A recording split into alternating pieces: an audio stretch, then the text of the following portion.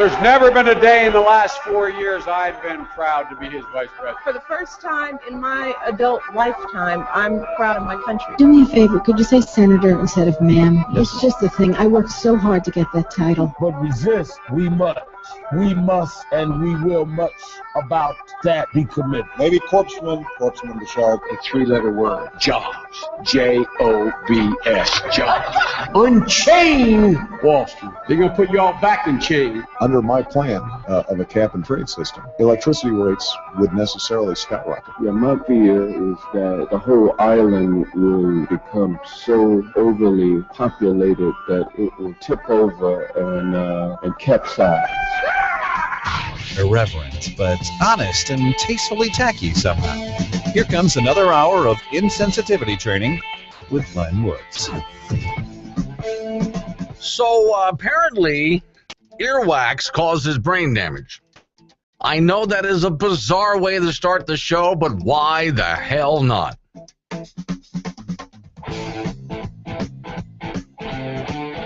It's Wednesday already. And well, that's disturbing to me that it's Wednesday already. Bold Republicans on the radio, and that will disturb a bunch of other people, and I hope so.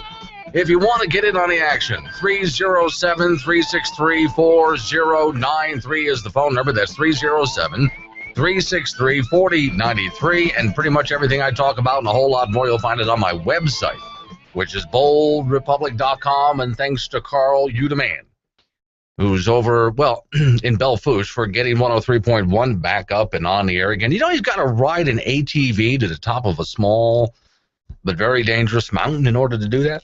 But he's back up and on the air again. Okay, so there was a congressman you may have heard about over the past couple of days who was caught on camera eating his own earwax. There is video of this, and it turns out, as disturbing as that is, he's not the only one. This guy's from America, but there's another one. When I was looking for a picture of him doing this, there's another photograph of a congressman from Australia doing the exact same thing. I don't know what it is with eating earwax, but both of these guys are liberals. In fact, they're beyond just liberals or socialists. I'm going to show to you in the next couple of minutes that these guys are flat-out communists, and they think that communism works. I have their words. I have the audio. I'm about to play the audio for you. Let me read the story real quick here. Joe Garcia is his name. His latest quote is that he's proven that communism works, but okay, he's a Democrat in Florida. I'm sorry, Tim, but the guy's from Florida. What the hell is happening to Florida? It is not the state that I grew up in, but all right. Well, Debbie Watcher gloriously expanding Big Butt Schultz is from there. Now this guy, Orlando, Florida. Alan Grayson is Florida. What is happening with electing these pure nutballs in Florida? And I grew up in Florida. We didn't have politicians this bad. All right, Joe Garcia, Democrat, Florida. He was the guy, and for those watching on video, go ahead and take a look at your screen. I'll put it up again because I have video proof of it here. He is the guy who was sitting in a meeting. He's a congressman, and he starts to pick his ear. Then he takes the earwax on the tip of his finger, and he brings it to his mouth, and he eats it. Just the other day, this same guy said the following: Two of the safest cities in America, two of them are on the border with Mexico, and of course the reason it is, we've proved that communism works. If you give everybody a good government job, there's no crime. If you give everybody a good government job, there's no crime. I see. So the Soviet Union has no crime. So North Korea has no crime. Cuba has no crime. That's what this guy is saying. Name your communist country. He's saying, you just heard him say it, it works. If you give everybody a job, there's no crime. This proves, folks, now I want you to watch your kids from now on. Apparently eating your own earwax, as this congressman proves, causes brain damage. Consuming earwax causes liberalism. I think we've discovered what the problem is. We've been wondering all of this time, what is wrong with these people? Mentally, what is wrong with them? What is the major brain disorder that they suffer from? Now we know.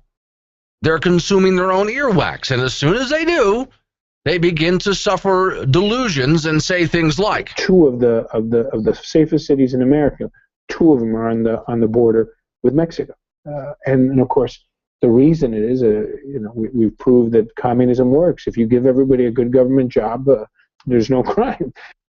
Okay, well, there you have it. He believes if you just give everybody a good government job, there's no crime and communism works. He's not, I guess he's never paid attention to the downfall of the Soviet Union. Not only how much crime they had, what the black market was like, or never paid attention to what's happening in North Korea. Does he know that every communist country that's ever existed has mass graves, torture chambers, police state? Is he aware of this?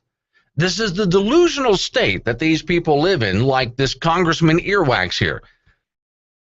Let me finish reading some of the article here. Two of the safest cities, he says, in America are on the border with Mexico. That's what you just heard. Should be noted that Representative Garcia has had a rough 2 weeks. So last week was exposed for eating his earwax. Now this. Okay, there's the end of the article. Now, I'm not just going to pick on him. There's somebody else who apparently is eating her own earwax. I've told you guys about Representative Elizabeth Warren, who I've also called Pocahontas. She is the woman from Massachusetts. Representative Elizabeth Warren believes that the reason that we are in such financial straits that we're in right now is because of the Reagan years. Ladies and gentlemen, I give you Elizabeth Warren.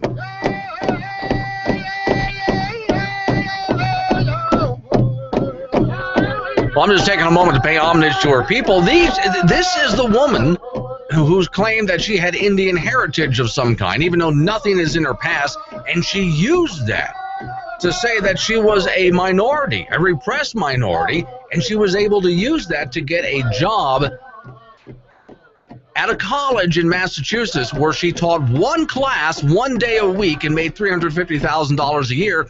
Now she's the senator from that state. Her answer to why we're having such financial difficulties, believe it or not, she doesn't go back as far as George Bush. She goes further back. It's all Ronald Reagan's fault. Obviously, this woman has been eating her own earwax. Quote, I grew up in an America that was investing in kids, she said. I was investing in public universities. It had a higher minimum wage. It had an America, it was an America, she said, that every kid had a fighting chance. And that's how we built a great American middle class. Starting about the 1980s, we turned a different direction, says Pocahontas. Pocahontas earwax? Yeah, well. That's right. That's what happened. And she's on Colbert Show. You mean Reagan came in, it was morning in America, the direction toward greatness and pride? She said, that's right. And what happened was, there was a couple of ideas. The first one was that they would not fire the cops. No one on Main Street, but those on, not the ones on Main Street she's talking about. She's talking about the ones on Wall Street. And making sure the biggest financial institutions actually follow the law. Well, we got to get rid of those people so we don't have to worry about that. And she continues to go on to talk about Wall Street and the Reagan administration, and that's why we've lost the middle class. This is Senator Pocahontas, ladies and gentlemen. So the reason that America has been suffering for the past 8 years, I guess, I want to say 8 years because I want the Obama administration to be over now. Since Obama has been president, is not because of Obama, it's not because of Bush, but you have to go back all the way back to Ronald Reagan. That according to Senator Pocahontas. But wait, this gets far worse than this. The delusional state that these people are in gets far worse than this. I'm going to start playing during the course of this program. There was a woman, you may have heard about this. This is a woman who is running for elected office. She's running, I believe, for House of Representatives. and she was talking to an MSNBC reporter. Now, I'm glad she was talking to an MSNBC reporter. Perhaps this gives the reporter an idea of how bad things are in the Democrat Party. A simple question was asked, posed by the reporter, who was Casey Hunt. She was talking to Michelle Nunn, who's a Senate hopeful. Hunt was speaking, the two were speaking about just politics in general and what she plans to do if she won the office of the Senate. So if you get into a Senate seat, if you win this, would you repeal the Affordable Care Act? She said no to that, but that was a direct answer. She was asked the question, and Democrats are running from this right now. Would you have voted for the Affordable Care Act in the first place, also known as Obamacare? And she began her answer like this. Now, remember, this is a straightforward question. Would you have voted yes or no on Obamacare? So at the time that the Affordable Health Care Act was passed, I was working for Points of Light. So I think it's hard to look back, to go back retrospectively. But when I look at it, I think about what do we need to do going forward? And I think, you know, I come at it from a perspective of someone who made payroll, who saw rising healthcare premiums, who believes that we actually need to work together to make changes where... I'm going to bust in here and remind you for just a moment. This is a yes or no question. Would you have voted for Obamacare? It's not working, and to improve the things that that already are working. So, you know, I think we need to add a more affordable tier of insurance for individuals and families that have high premiums. I think we need to add a tax credit for small businesses, and I also think that we need to repeal the cuts that are happening to rural hospitals. I know some of you guys are going glassy-eyed out there, and I'm very sorry about that. Apparently, this is somebody else who also eats her own earwax. She was asked a yes or no question. I just want to remind you of that. Because I know, it's very difficult to listen to this, and the yes or no question is this. Would you have voted for the Affordable Care Act, yes or no? As a result of our state not expanding Medicaid. At the same time, I don't think we need to go backwards. We need to make sure that people who have pre-existing conditions have access to health care, that people who now have children that are under age 26 can cover them. I talked to a constituent not long ago who said, I'm so grateful and I sleep better every night because my 3 sons, age 20 to 26, can be covered on my insurance. So I think we need to move forward and go forward. Okay, stop for just a moment. I wanted to stop right there because she knows how many times she says move forward and go forward. I do actually get annoyed with people, and I tell them so when they use the phrase moving forward or going forward, because it does, and you hear people use it all the time. And I'll get into in just a moment or so why that phrase means absolutely nothing. Well, for example, in this case, where she's asked a yes or no question, would you have voted for Obamacare? Yes or no? Well, I think we need to move forward. I think we need to go forward. We got to go forward. We got to move forward. I mean, we have to move forward. Would you have voted for it? Yes or no? Well, we got to move forward. So what is she saying? What does that mean? Nothing. It doesn't mean anything. All right, let's go back and see if she ever gets around to answering the question. How we ensure that everybody has quality health care. When I look back at what they were doing when this was passed, I wish that we had had more people who had tried to architect a bipartisan legislation and that had worked together across the aisle to do that. So, I think it's impossible to look back retrospectively and say, what would you have done when you were there? But what I can say ultimately, because I wasn't there. Here we go. And, ready? And we now have hindsight. What I can do is say, here's where we are today. And here's what we should do, which is to move forward. Yeah, we got to move forward. And I got more of that. Believe it or not, that was just the warm-up. I got more of that because she spent a good long time not answering the question, which means she would be perfect in the Senate. So, ladies and gentlemen, I've offered my proof to you now. And I'm standing by it. Eating your own earwax causes brain damage, and you will become a liberal. So if you see your children eating their own earwax, stop them, because you don't want your children to grow up to be liberals. It's just as simple as that. All right, now, we are involved in a new sport here in the state of Wyoming. It has been wet. It's another cloudy day here, which is good. We could use the water. So Cole Sports has a new sport for you. What you do is you go by there and you buy some professional muck shoes for them.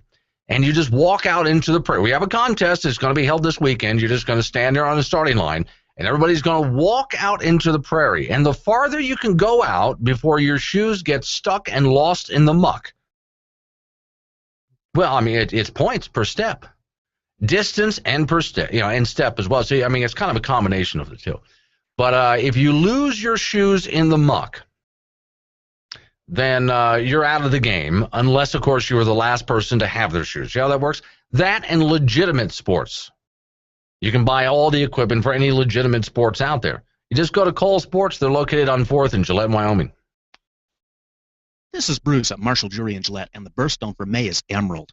Ancient Romans believed that looking at an emerald refreshed tired eyes. At Marshall Jewelry, we have a great selection of both created and natural emeralds, in both yellow and white gold. We have rings, earrings, and necklaces from about $150 to several $1,000s. We also have some bracelets that are quite nice. Emeralds are not just for people born in May either. They make great anniversary, Mother's Day, or graduation gifts. Refresh her tired eyes with a piece of beautiful emerald jewelry from Marshall Jewelry, where she'll love it, guaranteed. So this is the gun my husband gave me. Wow, that's really... Pink. Yeah, I know. Yeah, pink. See the snowmobile out there in my truck? Let me guess. You got a pink helmet to go with that. Yeah, pink. I mean, come on. I may be a girl, but I'm a Wyoming girl. Yeah, it's a really good thing you came to us. Don't like the way something's dressed up? Need it dressed up different for your business? J4F Signs and Stitches. They'll wrap your entire automobile, or maybe that helmet, that snowmobile, to look really cool with the right kind of sticker decals on it. They'll also do embroidery and signs, and they'll even wrap that girly gun. J4F Signs and Stitches, 209 Stock Trail Avenue in Gillette, Wyoming. Call 307-217-2027. Yeah, and they can wrap your personal vehicle too. Car, boat, automobile, van, you name it. J4F Signs and Stitches can do it.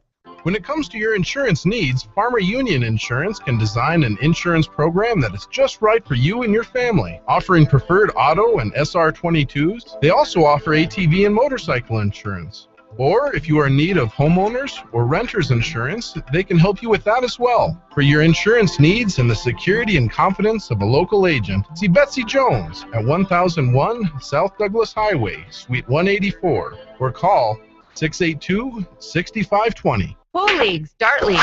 Saturday night is ladies' night. Poker every Wednesday night. Domestic beers and draft on sale, and special daily dollar shop. We even have a packaged liquor drive-thru and many other things for you. It's Lakeside Liquor, open Monday through Saturday, 6 a.m. till 2 a.m. Sunday, 11 till 11, because you need to relax after where you've been. Work is hard for the ladies and gents. Come to Lakeside Liquor. Relax and vent. Oh, and by the way, Lakeside has tickets to the Bathurst Ball on sale now for just $125. Lakeside Liquors across from Wyoming Work Warehouse in Gillette. No, Glenn, it doesn't matter if you're part owner of the company. No cigars in the studio. Oh, what is that smell? Put your shoes back on. I don't want to smell that. Look, if you want good talent, you have to put up with some bad habits. Let's get back in there with the original bad habit boy, Glenn Woods. And back and we die. By the way, if you want to get in on the program, easy to do. 307-363-4093 is the phone number. Pasty White Guy here. What you got for me, Duff? Hey, Pasty White Guy. Yes, sir. In all deference, are you still trying to get a straight answer out of people after they go to Washington? No. I am firmly convinced that after eating their own earwax, they begin to suffer some kind of mental disorder, and they can't form a straight thought and give a yes or no answer. Well, they used to call it talking around the subject, but you know how it is in Washington. Now they just call it Washington speak. Yeah, it is, yeah. And I do believe it's some kind of mental disorder because it's frustrating. Even if you look them straight in the eye and say, just say yes or no, they get glassy-eyed and they don't seem to know how to respond. I'm not sure what that is. It's got to be, it's either the water in D.C. or the earwax. Well, the Potomac's a pretty nice river, so I don't think it's water. Well, I don't know about that. Do you? Maybe you weren't listening that day. The EPA, of all agencies, when they flush their toilets, Duff, it goes directly into the Potomac. Oh, okay. Yeah. But anyhow, like I said, in deference, straight across the board, getting a yes or no answer out of a politician in Washington, D.C. is somewhere between slim and none. Which it means I think this woman that I'm playing here, I think she's guaranteed to get the job. Well, we'll see come November. All right. Thanks for calling, Duff. I appreciate you hanging on through the break, too. 307-363-4093 is the phone number. And by the way, for those people watching on video, there's a little link you can click on, and a box opens up, and you can leave questions or comments or obnoxious remarks. So go right ahead and take advantage of that too. So, okay, let's go back to Congressman Earwax here. And, whoops, sorry about that. Click this one over here. Congressman Earwax, again, is the guy who was caught on video eating his own earwax, and just the other day said this. Two of the safest cities in America, two of them are on the border with Mexico. And of course, the reason it is, we've proved that communism works. If you give everybody a good government job, there's no crime. All right, now, there has never been any place on earth in the history of all of humanity where communism has ever worked. It just simply never has. In fact, any place that communism has ever been, we're talking mass graves, torture chambers, police state, poverty, the list goes on and on and on. Right now, I told you yesterday, people are leaving Venezuela and going to Florida. No, but growing up in Florida as I did, we had a constant array of boats that would come from Cuba to America. I don't recall, maybe it happened once, but I don't recall of anyone getting or massive boat lifts to go from Florida to Cuba. That never happened. I never recall anybody, in droves anyway, especially, fighting to get across the border from Europe into the Soviet Union. I know people were trying to get out of the Soviet Union as fast as they can. What does that tell you? That should settle the argument right there. Jerry the Bootlegger's on the phone. Haven't talked to you in a while. How you been? Well, yeah, I've been missing you, let me tell you. Well, you can always go to the website, if your local station is down. Yeah, it's hard to do when I'm driving. Oh, yeah. Well, okay. Do you have one of those fancy new phones? No, I have a dumb phone. I'm perfect. Okay, there would be the problem there. Okay, what you got for me? Okay, here's the thing. As near as I could tell, there's only two qualities that are required to be electable as a Democrat. All right. One, you need to look nice.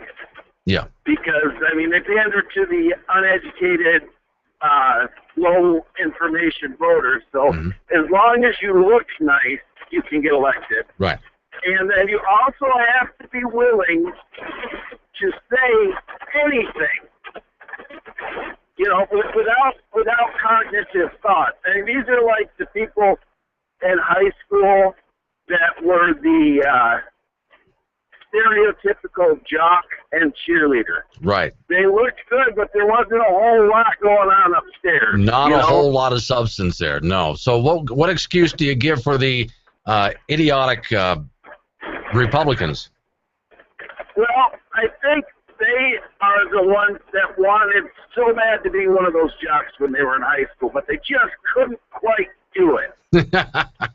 Well, a lot of these, and a lot of Democrats, here's the next thing. You've got to be able to become a chameleon, because a lot of these Democrats find ways to get elected as Republicans. Well, I don't know. It amazes me how people, and I'm going to go, I don't know, I might make some people mad, but how people like Mike Meade can get elected as our governor in a state that is as conservative as our state is. No, I agree. I got to run to the bottom of the hour break. Thanks. No, absolutely right. And I'll talk more about this at the other side of the break. Hang on.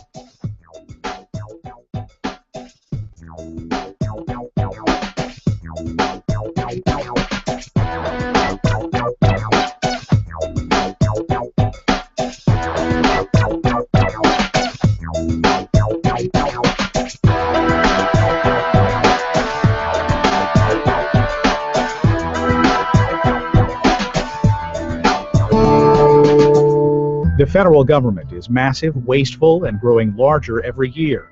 It's time to downsize the federal government. The Social Security Administration was created in 1935 and operates 3 large programs that provide benefits to millions of Americans: old age and survivors insurance, disability insurance, and supplemental security income. Today, the agency takes up 1/4 of the U.S. budget, spending $914 billion a year, around $7,600 for each U.S. household. Spending on Social Security programs is growing rapidly and contributes to the huge financial problems facing the federal government. The current pay-as-you-go structure of the Social Security program is unsustainable, as the number of elderly people receiving benefits continues to soar. The program has accumulated unfunded obligations of $23 trillion. Unless Social Security is restructured, it will only be able to pay a fraction of promised benefits to future retirees. The program also causes ongoing damage to the U.S. economy. Payroll taxes distort labor markets. Benefits incentivize early retirement, which reduces the supply of experienced workers in the economy. Social Security also suppresses personal savings, which lowers investment and economic growth. The costs of disability insurance have doubled over the last decade, rising so rapidly that the program's trust fund is projected to be depleted 2 years from now. Despite medical advances that aid people with disabilities in the workplace, the ratio of working-age people to recipients has been cut in half over the last 2 decades. Policymakers have repeatedly liberalized eligibility standards, and the current program gives many people a strong incentive to stay on the sidelines. Individuals rarely leave the program and go back to work even if their health improves, meaning skilled and productive people are being lured into long-term government dependency. Supplemental security income is for people with disabilities who have not been part of the workforce, including disabled children. As with SSDI, the complex, subjective, and outdated disability determination process for SSI has created a breeding ground for awarding and continuing benefits to people who are not disabled. According to the Government Accountability Office, SSI recipients who are no longer qualified for benefits rose from 3.8 billion in 2002 to 7.3 billion in 2011. The federal government seems incapable of running welfare programs in a frugal manner and with due regard to taxpayer interests. Responsibility for caring for the needs of the disabled should rest with families, charities, churches, and the rest of civil society. But in the near term, tightening eligibility standards and ensuring that recipients are legally entitled to benefits would reduce taxpayer costs. The Cato Institute has developed a detailed reform plan to partially privatize Social Security in the United States. The plan would transition to a system based on personal accounts funded by wage contributions. Such accounts would be legally owned by individuals and more secure than current promises of government benefits. It would allow various investment alternatives and provide a safety net for workers whose accounts did not provide a minimum level of retirement benefit. Social Security's trustees have examined the Cato plan and determined that it would return the program to full solvency. Cato's plan would bring long-run solvency to the system and would reduce the massive $23 trillion unfunded obligation that currently looms over the heads of younger generations of American taxpayers.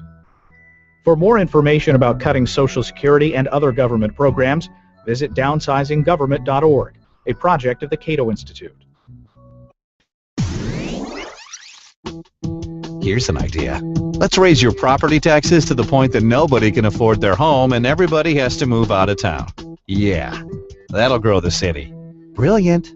Let's get back to the show. Here is Glenn Woods.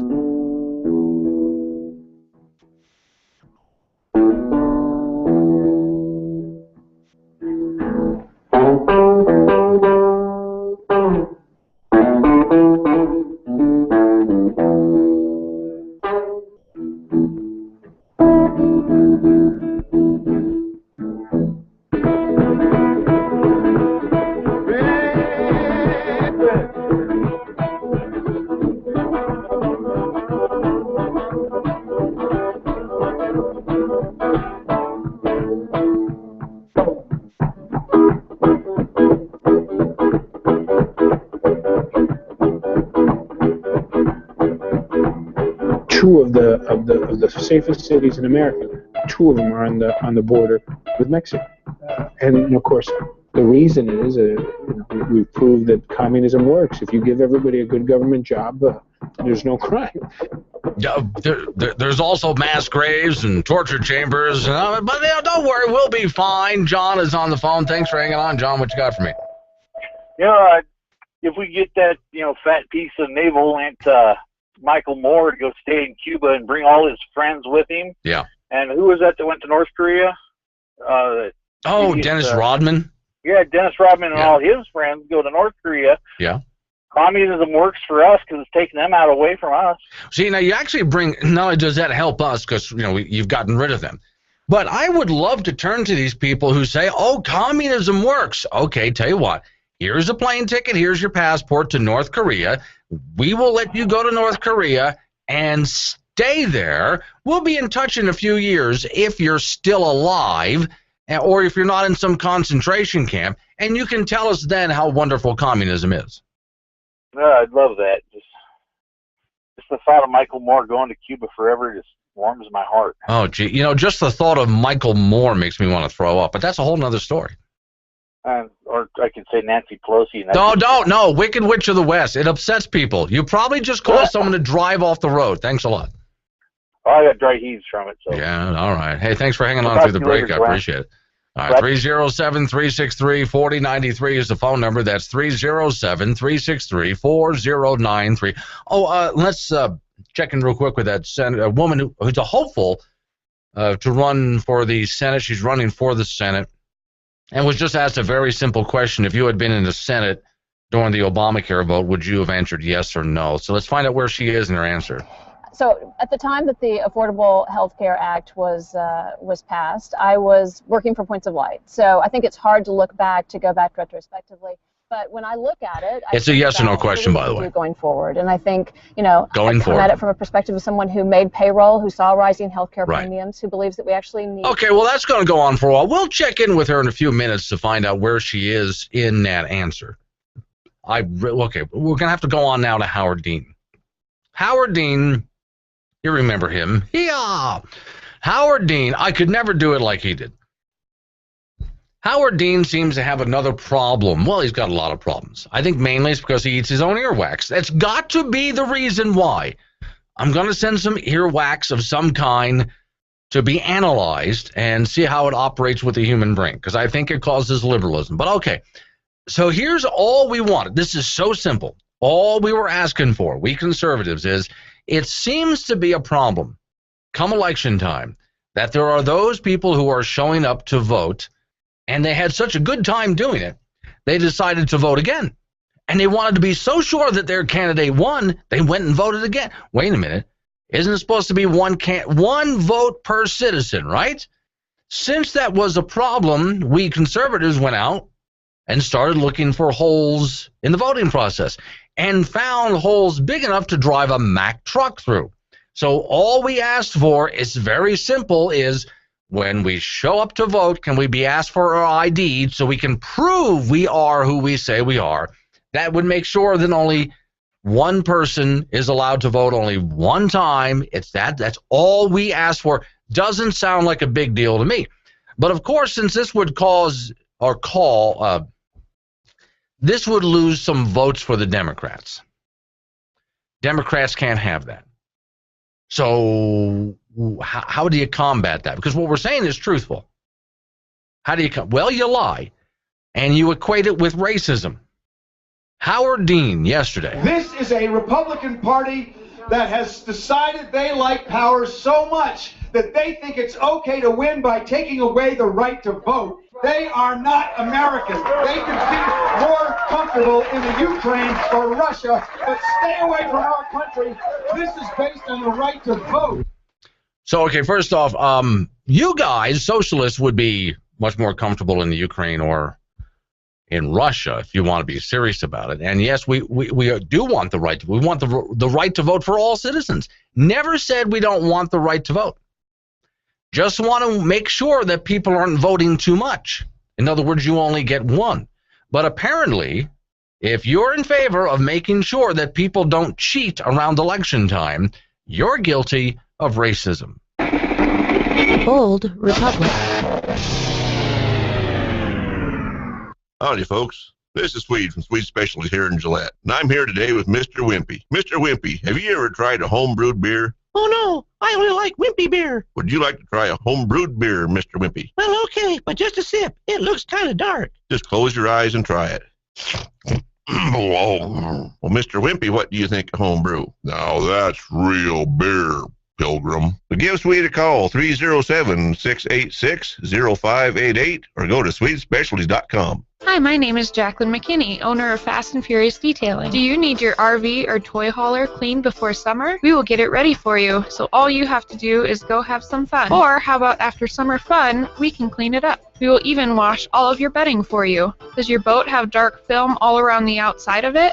No problem. Fast and Furious Detailing is a full-service detailing company. We detail cars, SUVs, trucks, RVs, toy haulers, boats, ATVs, UTVs, and motorcycles. Fast and Furious Detailing hopes you can find everything you need. Our company is focused on providing high-quality service and customer satisfaction. We will do everything we can to meet your expectations. With a variety of offerings to choose from, we're sure you'll be happy working with us. We're located at 5753 South Windland Drive, and our phone number is 307-682-2470. Spring planting season is now here. Farmer's Feed and Ranch Supply has grass seeds. The low maintenance mix is a blend of rye and bluegrass and more. It's a mixture requiring less water and makes a very nice lawn. Cars also has the expensive lawn that is a blend of premium bluegrass that is for the showcase lawn. That lawn will need a little more water and care, but it's well worth it. Farmer's Feed and Ranch Supply, serving Campbell County for 37 years. Farmer's Feed and Ranch Supply, 100 South Burma Avenue, Gillette, Wyoming, 307-682-9501. Hey, Mort. Stanley. Hey, what's wrong with that human down there? Here goes another one. Well, that's spring fever, Stanley. Spring fever? All winter time long, humans are stuck inside. Gotta drive them crazy. So this time of year, they finally get out. They stop by Rocky Mountain Discount Sports and pick up everything they need to head out into the great outdoors. Tent stoves, backpacks, and hammocks. They even got shirts and pants, fishing supplies, and hunting supplies. But what did humans do before there was Rocky Mountain Discount Sports? They were living in our caves and wearing our ancestors as clothing. Oh, that's not good. Rocky Mountain Discount Sports has everything you need. Just shake off that spring fever. Rocky Mountain Discount Sports, 4706 South Douglas Highway in Gillette, Wyoming. Open Monday through Saturday, 8 to 9 o'clock. Sunday, 9 to 6. Rocky Mountain Discount Sports. Uh-oh. Stampede. If you're a free-thinking individual, you'll love this show. If you're not, well, I hear Justin Bieber is twerking with Miley in the pop station. Ew. For the thinkers, here's Glenn Woods, who's never twerked in his life. Ain't gonna happen anytime in this lifetime either. So Bold Republic is on the radio. My name's Glenn Woods. Thanks for joining me. 307-363-4093 is the phone number. During a commercial break, I just came across this item on Fox News right now. U.S. we're sending 80 troops to Chad. The purpose there is they're aiding in the search for those abducted girls. That's all it says so far is they're aiding in the search. What their role is, let's find out. Obama administration has deployed 80 military personnel to Chad to help locate nearly 300 schoolgirls kidnapped by Nigerian Islamists. But it is such a peaceful religion, you know?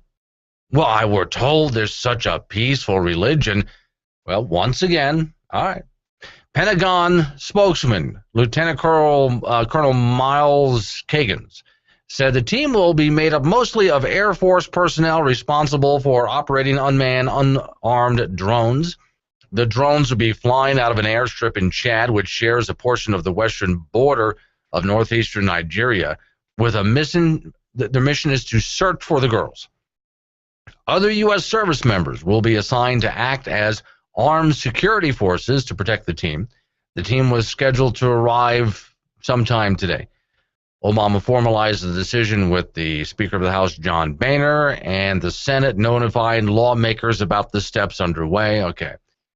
He said that the force will stay in Chad until support is no longer necessary. So it looks like what we're there to do really is just help them find the girls, and that's it.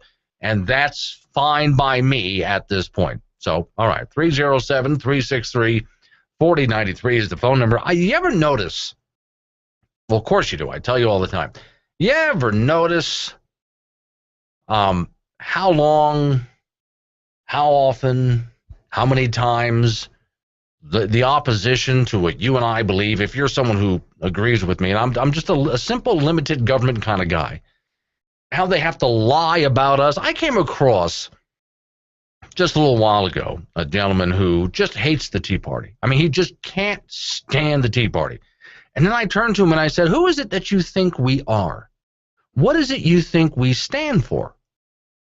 Well, he gave me a whole list of racism and all sorts of other garbage. And I said, no, it's real simple. Look, here's how this works.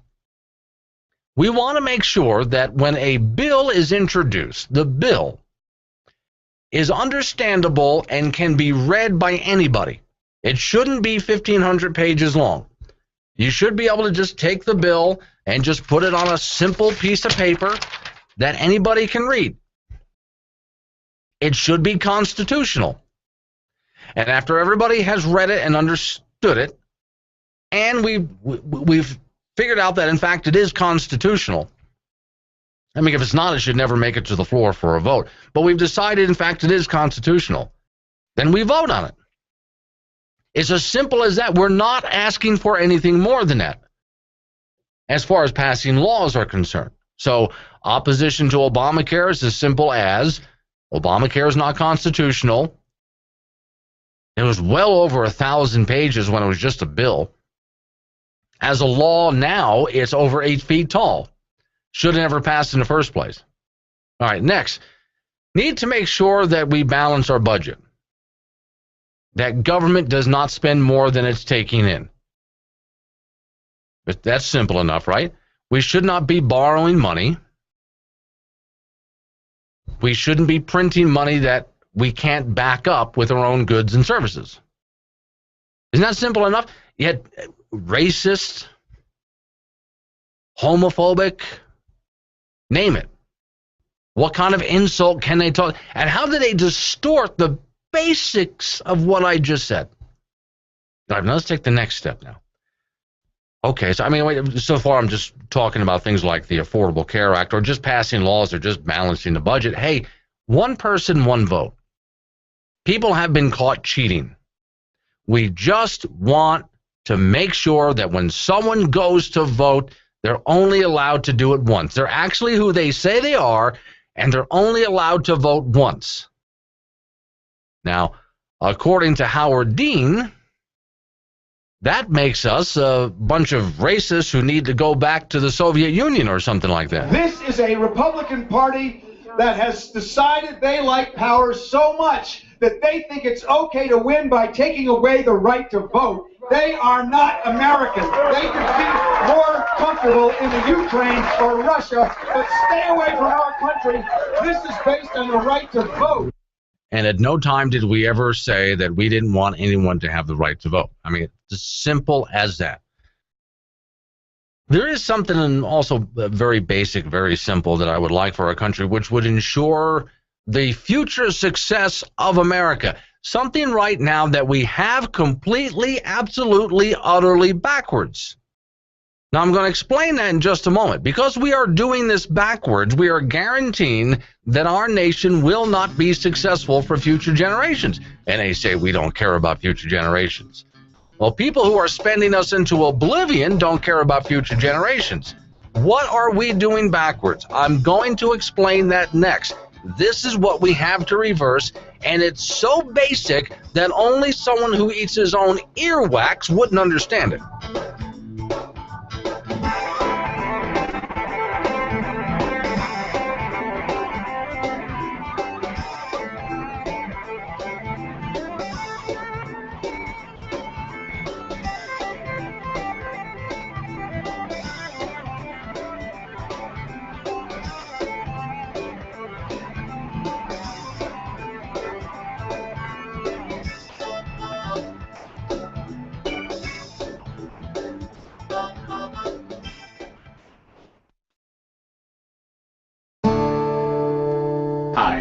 My name's Nicholas. I run a little local newspaper that I happen to own in a small town. I have to do it pretty much all by myself. I do have some employees that do a wonderful job, but advertising, sales, PR, reporting, photography, bookwork, sure, I would love to hire some people to help me. But government taxes, rules, regulation, they all get in the way, make it impossible. Hi, my name is Chris. I sell and install flooring. I'm proud to say I own my own company. I should be on the floor right now selling to my customers, but instead I'm back here in this little hole I call my office, trying to catch up on paperwork. I was actually able to make a lot more money when I could run my company. Thanks, big government. Because of you, my life sucks more and more every day.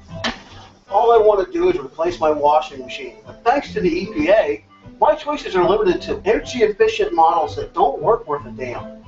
Thanks, big government. My life didn't suck enough.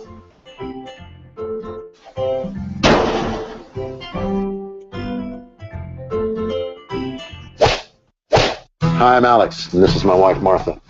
And we're both approaching the big 6-0. And we have healthcare issues to deal with. I take blood pressure medication. And Levitra. Yes, and Martha's got beta blockers and something for her osteoporosis. It's not cheap. But fortunately, we don't have to pay for it. No, you do. That's right. You young people are paying for our drugs and our doctors. Not to mention our Social Security and our Medicare when we retired at Boca. And you know why? Because you don't vote. And we do. That's right. Hope you enjoyed that Burning Guy Festival. Come on, Martha. Let's go find that Levitra. Oh, Alex. The Affordable Care Act. Next time, maybe pick up a newspaper. Remember that one time when the president made that one good decision about that one thing and everyone in Congress cast their well-informed vote in agreement and the nation was better for it?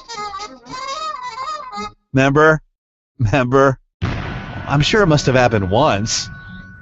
Anyway, let's get back to the show. Here's Glenn Woods.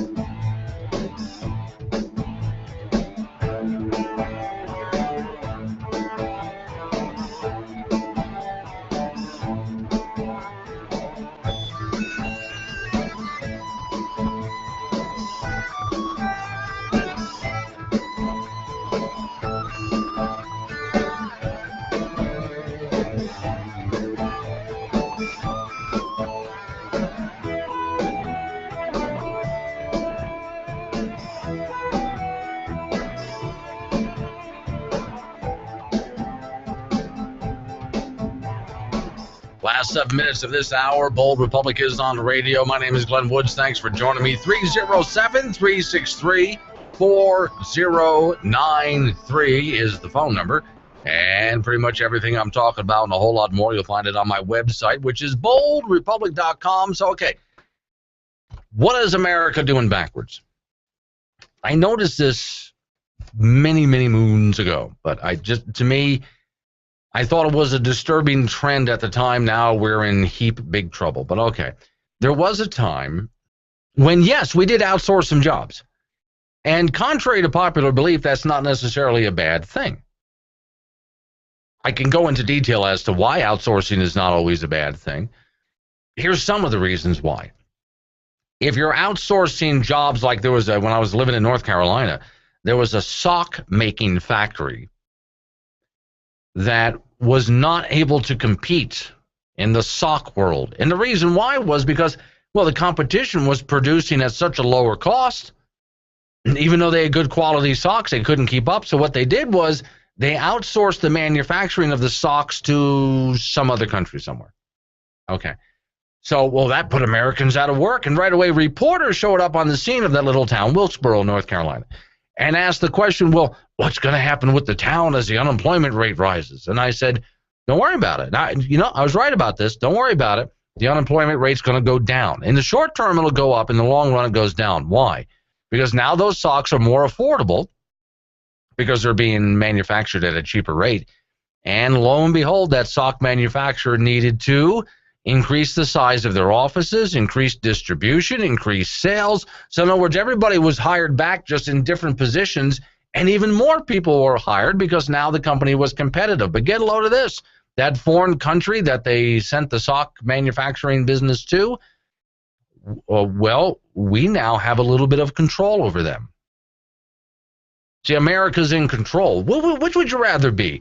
The employee of America we're all employees, I should say, of other countries?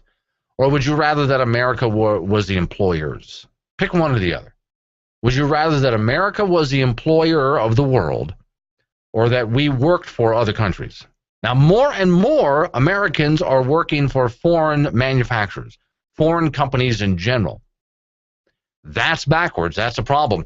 Much better for America when we are outsourcing the jobs and they work for us, and we're the managers. It's a good thing when we provide energy to the rest of the nation, when we drill and dig and we send coal and gas to China. See, that's a good thing. When other countries are dependent on us for technology, for energy, when they work for us. But it's not a good thing when we're importing energy. And we shouldn't have to import energy, but we are, even though we have plenty here. It's a good thing when other countries come to America and say, we need money. And so they borrow money from us. Because, again, we're in charge now. They now owe us money. It's a bad thing when we owe money to other countries. So, in other words, right now, we're doing everything completely backwards. And that's a big problem. This is Glenn, who's on the phone. Hey, Glenn, Levon. Yes, sir. Hey, you know, if we went with the fair tax and got rid of all the embedded business-to-business taxes, we'd be able to compete a lot easier with even Chinese and Indian companies. America would become a tax haven. Companies would move to America because there is no manufacturing tax at all of any kind on manufacturing in America. Yeah, jobs would come to America because of the tax haven we provided. Yep, and with getting rid of the business-to-business taxes and going with just the sales tax, everyone would know exactly how much the taxes were. Right. Well, now, so there's the next if you were thing. dropping taxes on one person, you'd be dropping them on everyone, and everyone would start paying attention to it. Well, I'm glad you made this call for this reason. Here's another thing, because I'm talking about what we've got backwards. What we had right before is America was a manufacturing haven. Companies came and entrepreneurs came, inventors came from all over the world because you could try your idea here to see if it would work. And if it did work, you got to keep the profit that you made. But now, because of regulations and taxes, people are going to other countries to manufacture their goods. We've got this exactly backwards. So we're running people off now. Yeah, and they'll start doing it again if our energy costs go up. I read a while back that in 2015, Ohio was going to have the highest energy cost in the nation at about 35 to 50 cents a kilowatt hour. Yeah. Now that's 3.5 to 5 times what we pay here. How do they expect to make steel out there if their electricity is going to cost that much, or aluminum, or whatever they're going to make out there? Right, and the answer, you know what the answer is, all of those mills are going to move somewhere else, and if it's impossible to open up a steel or aluminum mill or anything like that, and anywhere in that state or in this country, they're just going to leave the country and manufacture it somewhere else, which really, how much metal is manufactured in America anymore? Honestly, I don't think hardly any anymore. A lot of the pipe that we've seen and just bulk metal, a lot of that comes from China anymore. Yeah. Well, okay. We're doing everything exactly backwards, my friend. Yep. There's the problem. Thanks for calling in. I appreciate it. All right. A lot of these stations right now have to break away for news. Hang in there. Second hour of the program is just ahead. Oh, by the way, if you ever miss any or all of a program, boldrepublic.com is my website. Just go to the show archives. You can click on that, watch a program, download just the audio if you want to do it that way.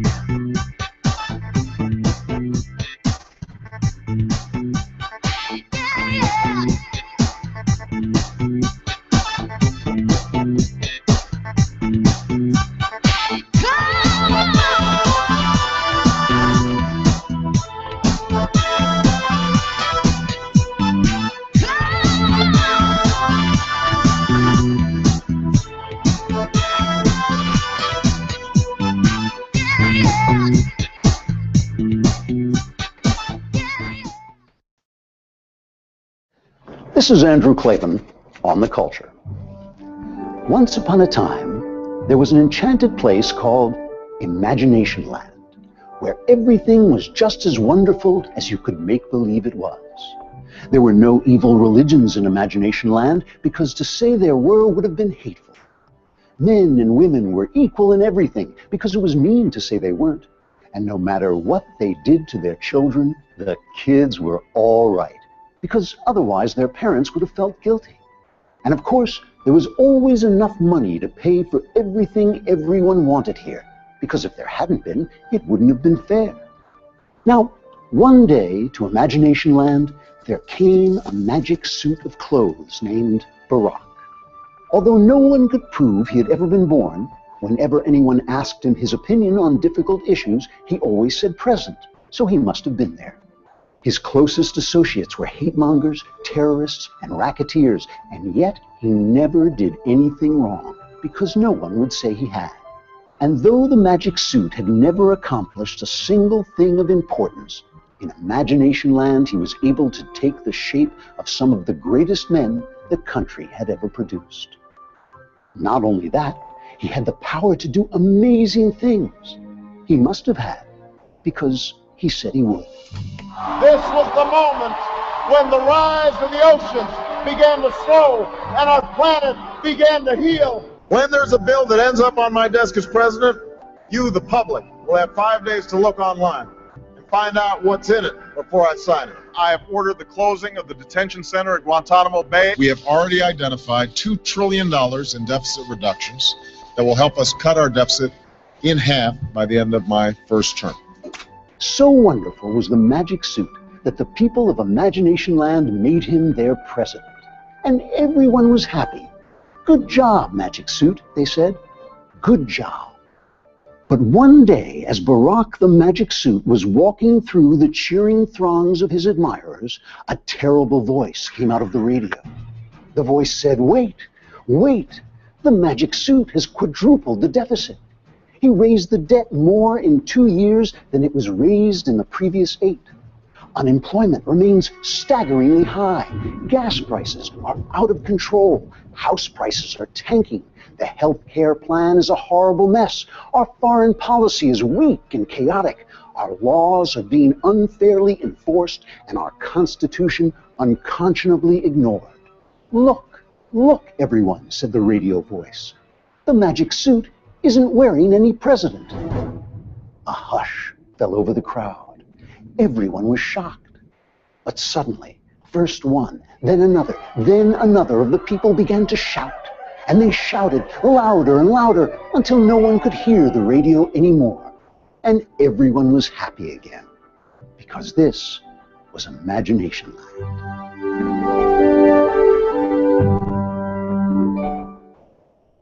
This is Andrew Klavan on The Culture. Hello, welcome to Coffee Cabana. Our special today is the popular Mocha Mocha Kappa. What can I blend for you today?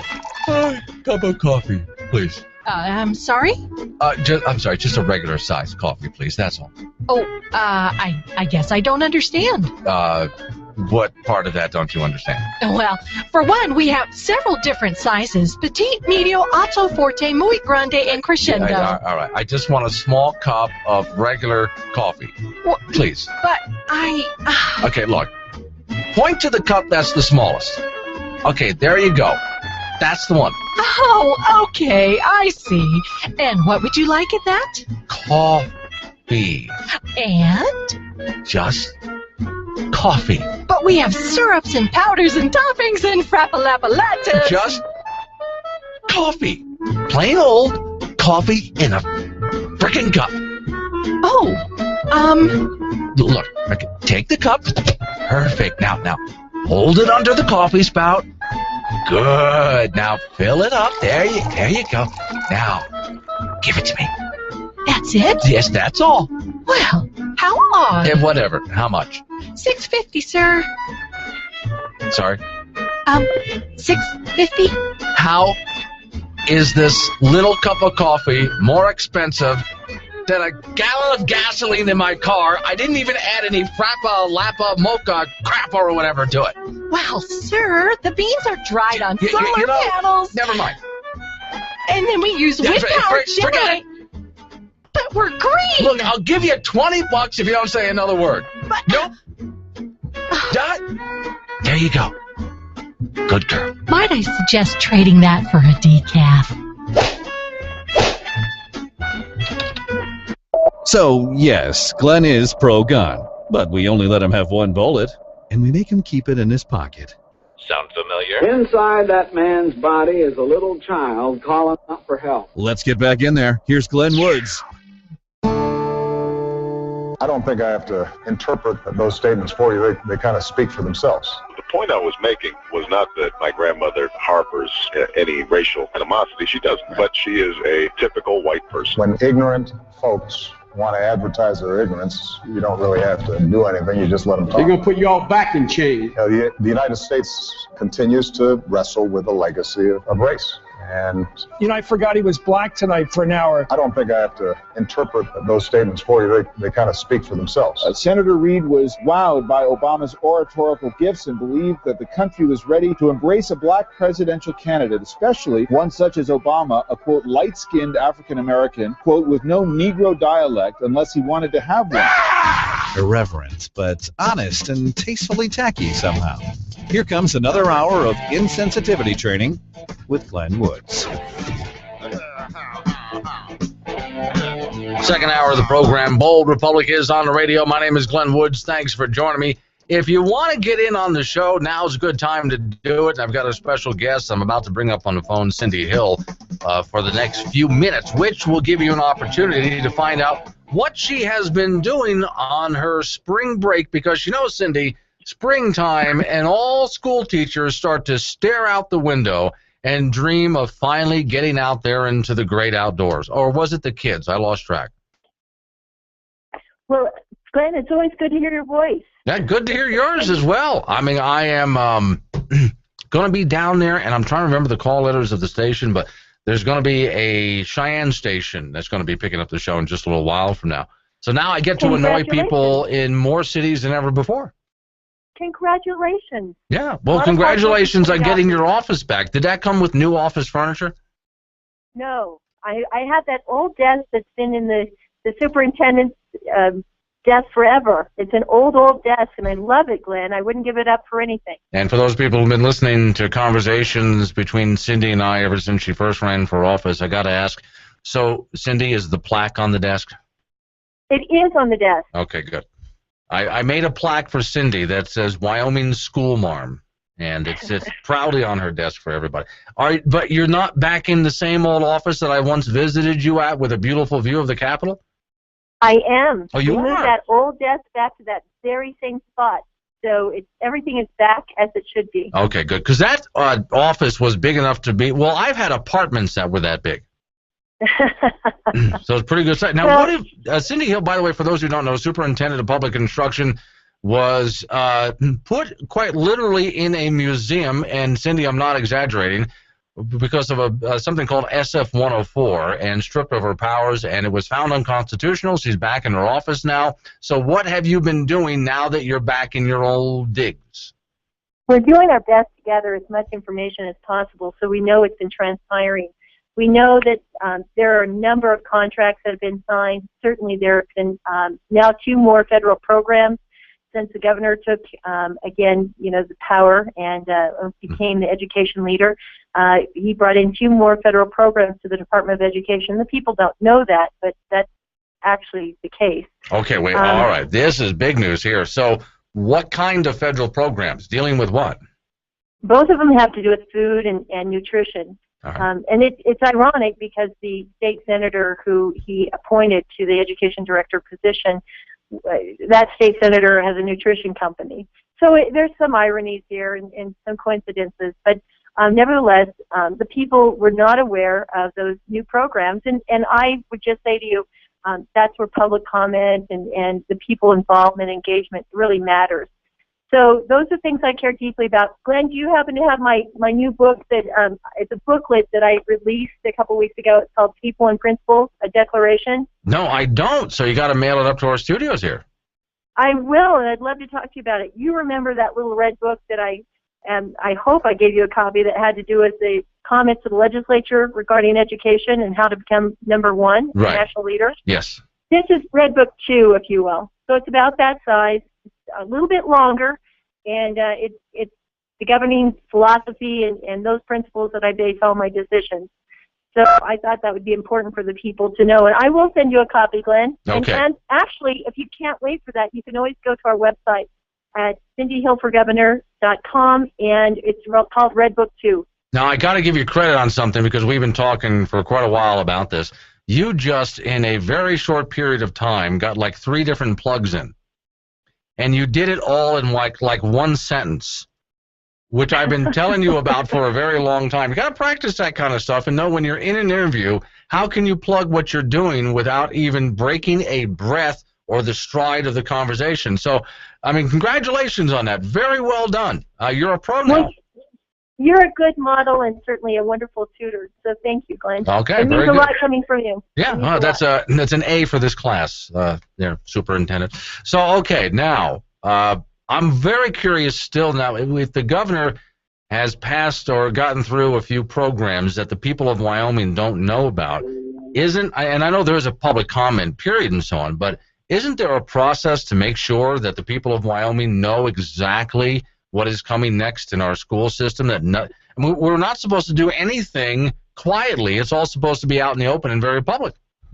And my guess is they did follow the processes for rule promulgation.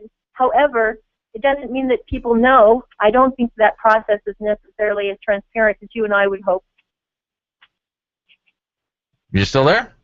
Yeah, I'm here. Oh, so okay. You suddenly dropped quiet for a moment there. Okay, so in other words, unless somebody was paying attention to what was going on, they wouldn't have known that this ever happened. Right. Okay, so gotcha. For instance, I have before me, I'm just doing some work right now. That's fine. I'm looking at I'm looking at a letter, Glenn. Glenn, I'm looking at a letter just before me, and it has to do with the state team on Common Core. And these folks were going to be rolling out the Common Core communication plan. It was Mary Cahill, Richard Crandall, Hank Coe, Jim Rose, Paige Fenton-Hughes, Ray Schulte, and Bill Schilling. And I doubt anyone realizes that there's a $65,000 federal grant or grant that was coming to them, rather, that had to do with, promoting the Common Core. Now, coming to them right now. Coming to them personally? To the state, these are the team members. These are the team members to roll out the Common Core. Bill Schilling being with Wyoming Business Council. Again, you have Senator Hank Coe. Yeah. Mary Cahill and Rich Crandall would have been representing the governor, and that's to roll out the Common Core communications.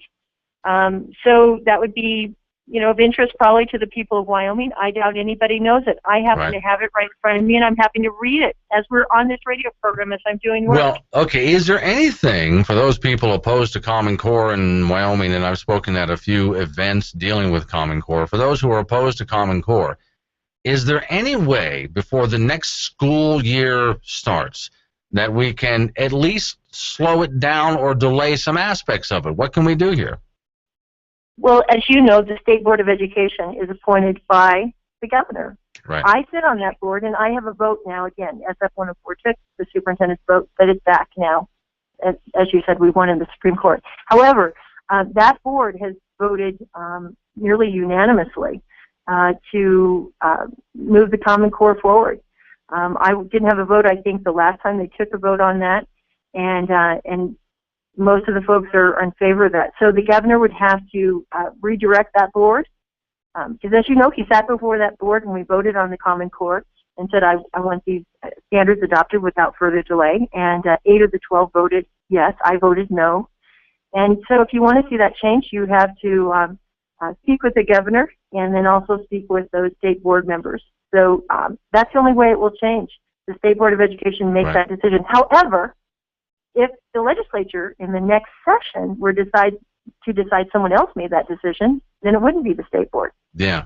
Well, I was hoping for something, but I doubt that could happen before the next school year started because they're already starting to roll out aspects of this. I was happy to see that we decided not to pick up some science standards that, of course, had a climate change agenda embedded in them. That's correct. And so the group, that particular committee, will be coming back to the state board with a plan as to where do we go from here regarding the science standards, because many of our districts have no idea on which direction we're going, and yet they're responsible for, again, standards for their kids in this particular area of science. So the districts need, clear direction, and we need to make a decision on behalf of our kids and our parents and our districts, and we haven't. And so it's been 15 months, now 16, without any direction. It was very confusing, and you're right, they did not go in the direction of the next generation. What we need are the highest science standards, the highest, Glenn, not race to the middle, not the next generation, the highest standards for our kids, and there's no reason we shouldn't have them. I'm talking with Superintendent of Public Instruction, the school marm, Cindy Hill, from her office in Cheyenne, Wyoming. So, Cindy, since you've been back in your old digs, how much are you seeing in front of you that was done? And I keep forgetting what to call the director of public instruction. How much are you seeing there that you're just going to have to spend the summertime trying to undo? I mean, are there problems that were created, or what kind of a job do you think you did? There are a number of issues that we're having to redirect. As you know, the governor applied for the waiver through the Department of Education. The No Child Left Behind waiver came with more federal requirements than No Child Left Behind. No matter what you hear, that he didn't apply for it, he's putting that out from his campaign. You can go to the website, and we'll show you where it's been applied for 3 different times. It still has not been achieved, but the department applied for it 3 different times in my absence. Well, so those are the kinds of directions that you're getting mixed messages about from the governor's office. But the truth matters, the facts matter, right? They're pesky things. Just go to the website or call me at 286-0479. 286-0479. I'm a little confused here. Okay, so the governor has been applying and reapplying for a waiver for No Child Left Behind, but he's in favor of Common Core? Well, that's part of the waiver. The waiver requires career and college readiness standards or the Common Core, which fit the bill. The national assessment, which some of our schools field tested it this spring under the governor's direction, and then also teacher evaluations linked to student performance on these assessments, right, which measure the Common Core. That's the part that I hope teachers are listening. That's the part they should be very concerned about. There's no test that measures how well a teacher teaches, okay? Not yet. So you want everything to be fair and just in everything that we do, right, Glenn? Right. Yeah. And that wouldn't be right for us to be evaluating or determining whether or not a teacher keeps their job as to how well their students perform on these tests. Okay, so while school, except for summer school, is out for the summer, what will you be working on during the summer months? Oh, many things. These being some of them. For instance, across my desk came last week another waiver, which, again, waivers are, as you know, not constitutional necessarily, okay? Right.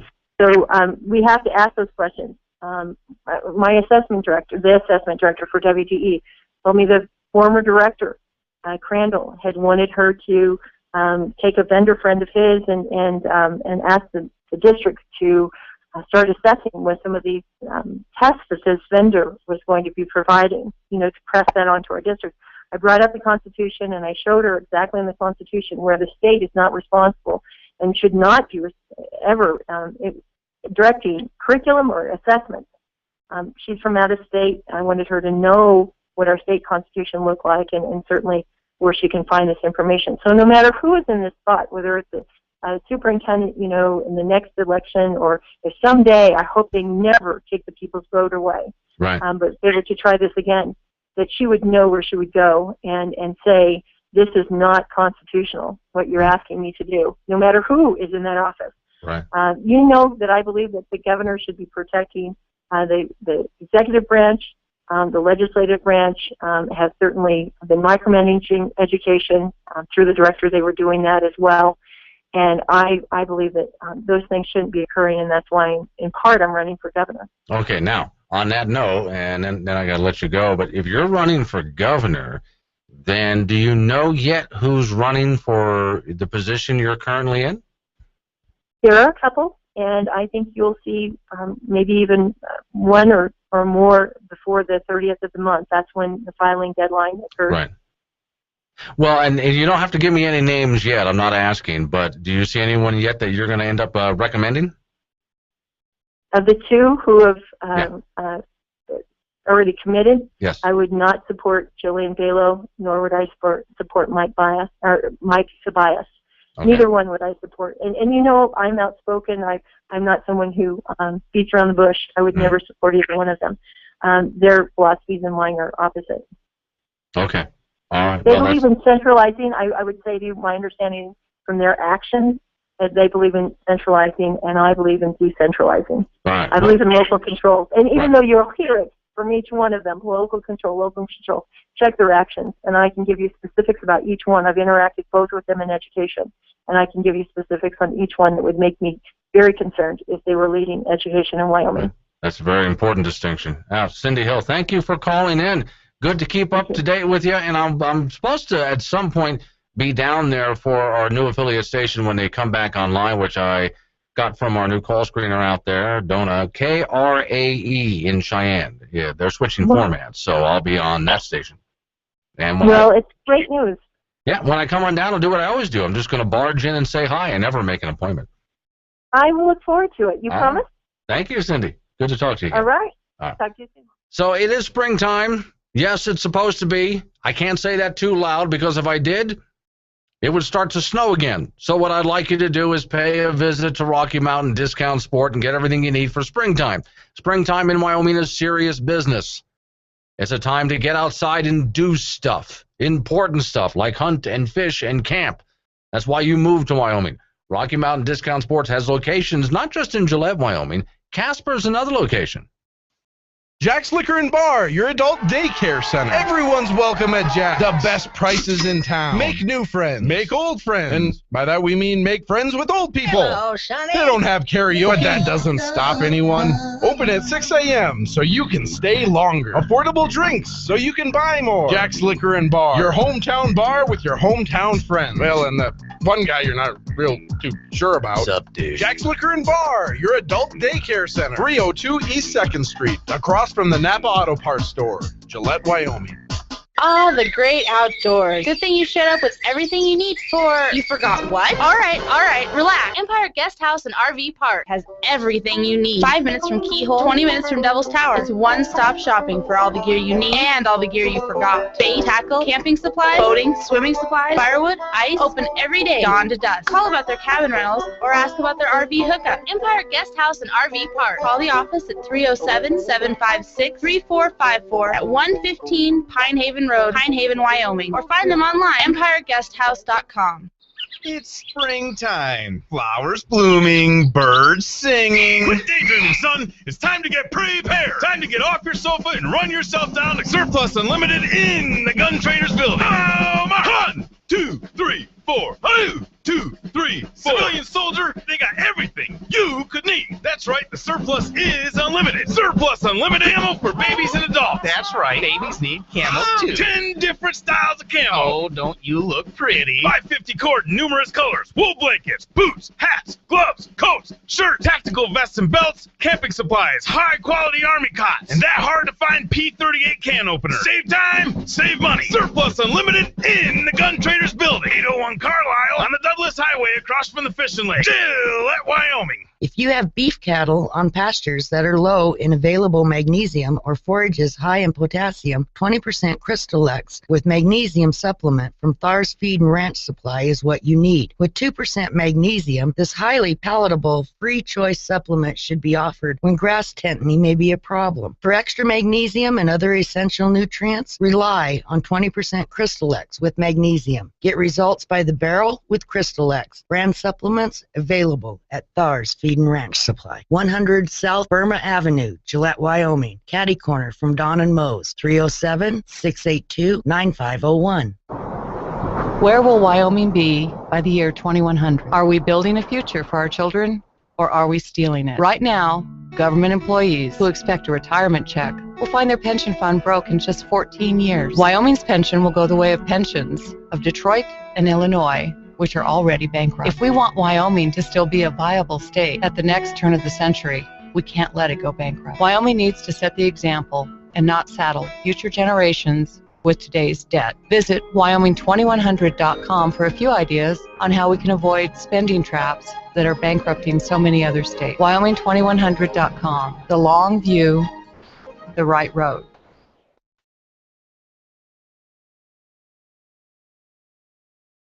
Yeah, I know, Mom. But they offered me more money to produce Glenn's show now that it's syndicated. Sure, I know. Stocking shelves at Walmart at 2 a.m. has a heck of a lot more prestige than... Whoa, hang on, Mom. Be right back. Let's get back in there. Here's Glenn Woods. Oh, come on, Mom. Stop crying. So there's this guy by the name of Dr. Ben Carson who I'm greatly impressed with. And by the way, he did not apologize. Here's what I mean by it. Dr. Ben Carson is the gentleman who was at a prayer breakfast with the President of the United States, Barack Hussein Obama, sitting up front, of course, as guest of honor at the prayer breakfast. And Dr. Ben Carson very politely and very respectfully lectured the president. That doesn't matter what it's about. He was right, president was wrong, had to do with health care. All right. When it was all done, somebody called Ben Carson and said, "You need to apologize to the president." He did have a phone call with the president sometime later, never apologized to him. He was on The View the other day. Now, just to settle it, guys, don't worry, I don't watch The View. I just know of this story because it came up on the news cycle. All right. So Dr. Ben Carson was asked by people like Whoopi Goldberg and a few other Hollywood actors and actresses what he thought about welfare and Obamacare. What I like about the guy, so many great things that he says, but he has such a simple way of explaining our message to the point that even liberals applauded. Some of the actors and actresses sitting there on the panel applauded what he had to say. Now, when he was talking about Obamacare, when he was talking about health care, he said, for those of you who want to make sure that everybody has access to health care and it's affordable, I agree. I think we should do that. However, growing the size of government and the bureaucracy is more complicated, more difficult to navigate, more expensive, causes more problems. Just look at the VA hospital as a primary example. You don't solve the problem by making it more complicated, he said. And I'm paraphrasing what he said here, right? And he talked about something which I think I've talked about before in his program, which I think is the best solution to your healthcare problems. Healthcare savings accounts. First off, it puts the power back in your hands. There's no government bureaucrat making a decision for you. You make the decision about your own healthcare. What happens is, every time you get a paycheck, a little bit is deducted, and it goes into a savings account. Now, see, with insurance, every time you put some money into, well, you pay your insurance, the next month the money's just gone. But with a health savings account, the money is still there, and it's earning interest. And since you're paying cash for everything, it's cheaper. There's no middleman. He even mentioned, and you can even buy your contraceptives. He was talking to Sandra Fluke there. At a very affordable price with your own money. Why? And this is what a brilliant example to bring this up on The View. Why would you bother to hand money to an insurance company knowing full well that at the end of the month the money's just gone? Why wouldn't you just put it in your own savings account for health care, and at the end of the month the money is still there, and it adds on to the next month's money, and it earns interest? So when you finally do need to spend a little bit on health care, you have a nice interest-bearing account. Doesn't that make a whole lot more sense? No paperwork, by the way. You want to go get medication for something, you don't have to ask permission of the government or the insurance company. There is no paperwork to fill out because it's your money. Why don't we do things like that?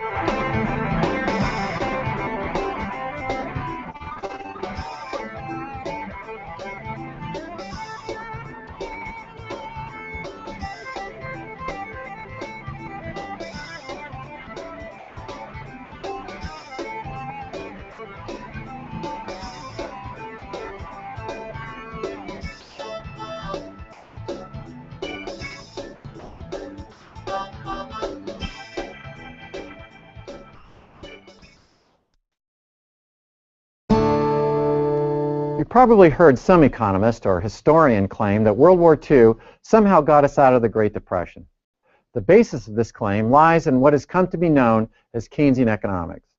In 1936, British economist John Maynard Keynes wrote The General Theory of Employment, Interest, and Money to explain why the Great Depression had such a long period of time where labor markets did not seem to come into equilibrium, where the demand for labor and the supply of labor are equal. For years, lots of people were looking for jobs but couldn't find them. Keynes argued that the problem was a lack of demand for goods and services, resulting in a lack of demand for labor. The way to solve this problem, according to Keynes, was to increase government spending. The simple Keynesian model states that government spending adds to total demand, which adds more to production and more workers being hired. For example, towards the end of the Great Depression, the U.S. government spent lots of money building all sorts of tanks and planes and ships and armaments to fight World War II. We then sent them all over the world, where many of them were blown up fighting our enemies. But ask yourself, would it make any difference if our enemies blew up our weapons of war, or if we took them out to the middle of the Mojave Desert and blew them up ourselves? Evidently, as long as the government kept spending money building new weapons, our economy would grow. Looking at this example, we might begin to question whether Keynes's theory fits with how the real world works. A source of confusion, even for professional economists, comes from the way we measure our gross domestic product, or aggregate economic activity. Those statistics include not only consumer spending and factories, machines, and producer spending, but also government spending, no matter what the government spends that money on. So, for example, if the government hired you and paid you $15 to dig a hole and fill it up again, the data would show $15 of government spending and $15 of economic output. The same economic principle is seen, for example, in building a $15 million fighter jet and blowing it up. Neither really creates a better economy or more prosperity. If you know anyone that lived through World War II, ask them what it was really like. Ask them about the ration coupons they needed to buy even basic products. Ask if they could buy goods and services they normally bought. If we had taken all the military men and women living in tents while serving in Europe and the Pacific and instead moved them to Central Park, would anyone have said, "Oh my gosh, our economy is doing so much better"? Yet both would fit the Keynesian theory of how governments could grow their economies. What really moved us out of the Depression was a combination of factors that would boost our economy today just as well. They include the increase in international trade, fewer government regulations on the economic system, and lowered corporate and personal income tax rates that were implemented after the war.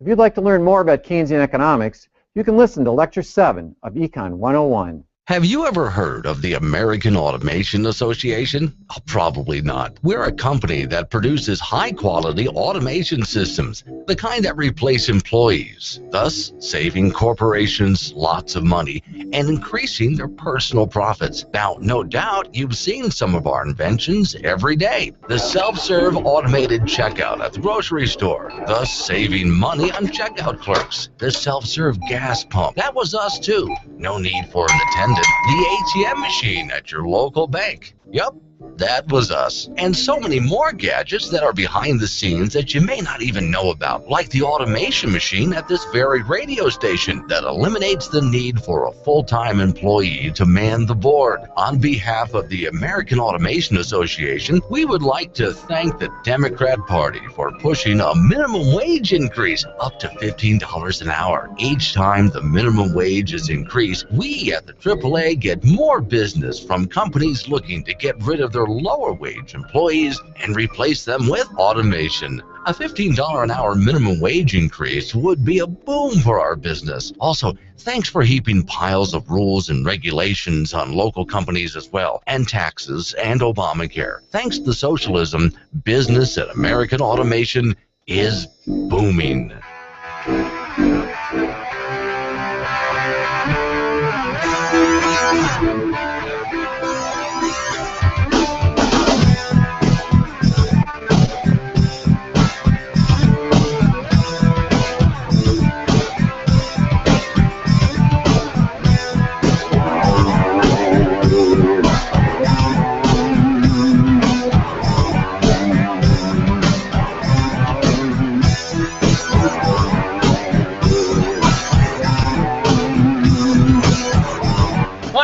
Glenn Woods, Bold Republic is on the radio, and if you want to get in on the radio program, you can. 307-363-4093 is the phone number. That's 307-363-4093. This is Glenn. Who's on the phone?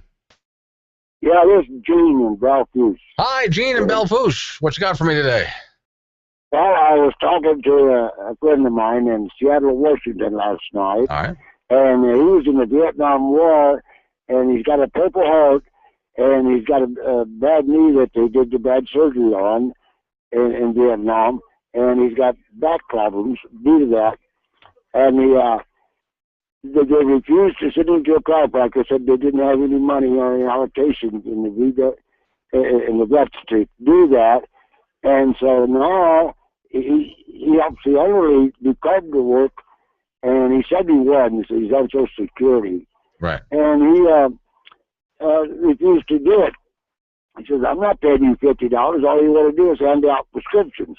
Yeah. And then he was telling me about the prescriptions in Seattle. A large group of the veterans have really turned against the VA about a year ago, and they formed a group. Every time you go to the doctor, they give you more prescriptions. They don't want to cure you. They want to give you more prescriptions. Now, I don't understand. I know that goes on at Fort Meade also. So what you're saying basically is... veteran over there at Fort Meade is probably taking 8 to 13 different pills.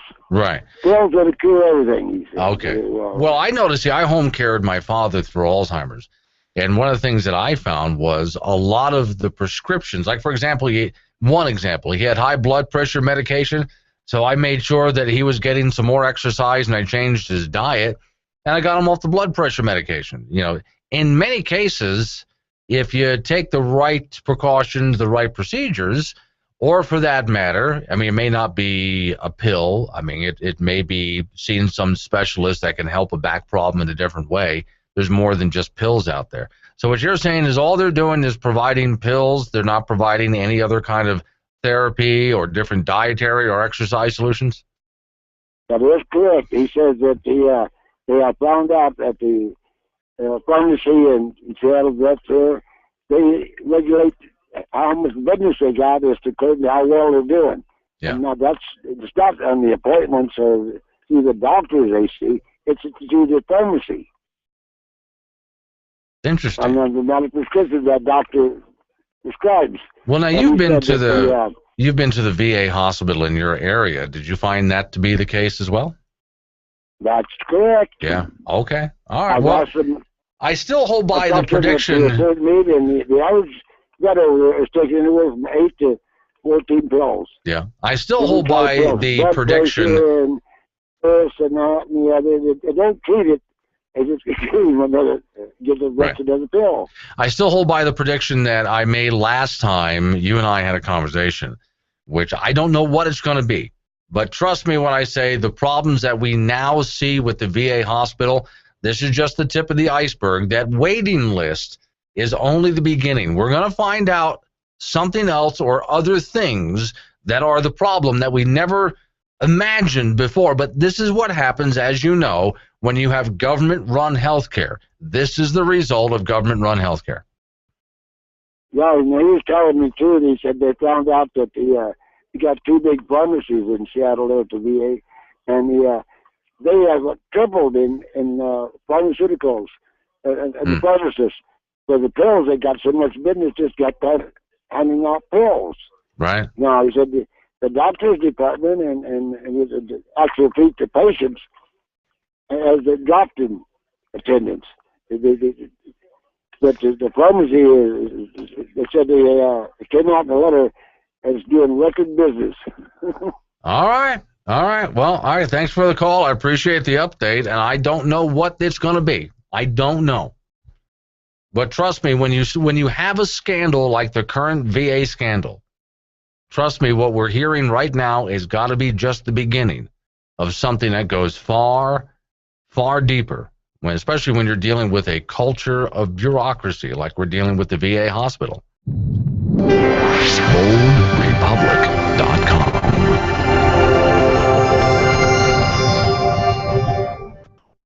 I'm Professor Burke from Farmers Insurance, and this is 30 Seconds of Smart. So you want discounts on your home insurance? Upgrade your roof. Upgrade your plumbing. Get a burglar alarm. Get a fire alarm. Combine policies with your spouse. Bundle your coverage. Quit smoking. And, of course, talk to farmers, because the more you know about home insurance, the more you can save. We are farmers. Get smarter about your insurance at farmers.com. Stop by and see Lyle Austin, 201 West Lakeway Road in the Lakeway Professional Center, 686-5002. That's 686-5002. If you have beef cattle on pastures that are low in available magnesium or forages high in potassium, 20% Crystal X with magnesium supplement from Thar's Feed and Ranch Supply is what you need. With 2% magnesium, this highly palatable free choice supplement should be offered when grass tetany may be a problem. For extra magnesium and other essential nutrients, rely on 20% Crystal X with magnesium. Get results by the barrel with Crystal X. Brand supplements available at Thar's Feed and Ranch Supply. 100 South Burma Avenue, Gillette, Wyoming. Caddy Corner from Don and Moe's, 307-682-9501. Hi, my name is Jacqueline McKinney, owner of Fast and Furious Detailing. Do you need your RV or toy hauler cleaned before summer? We will get it ready for you, so all you have to do is go have some fun. Or how about after summer fun, we can clean it up. We will even wash all of your bedding for you. Does your boat have dark film all around the outside of it?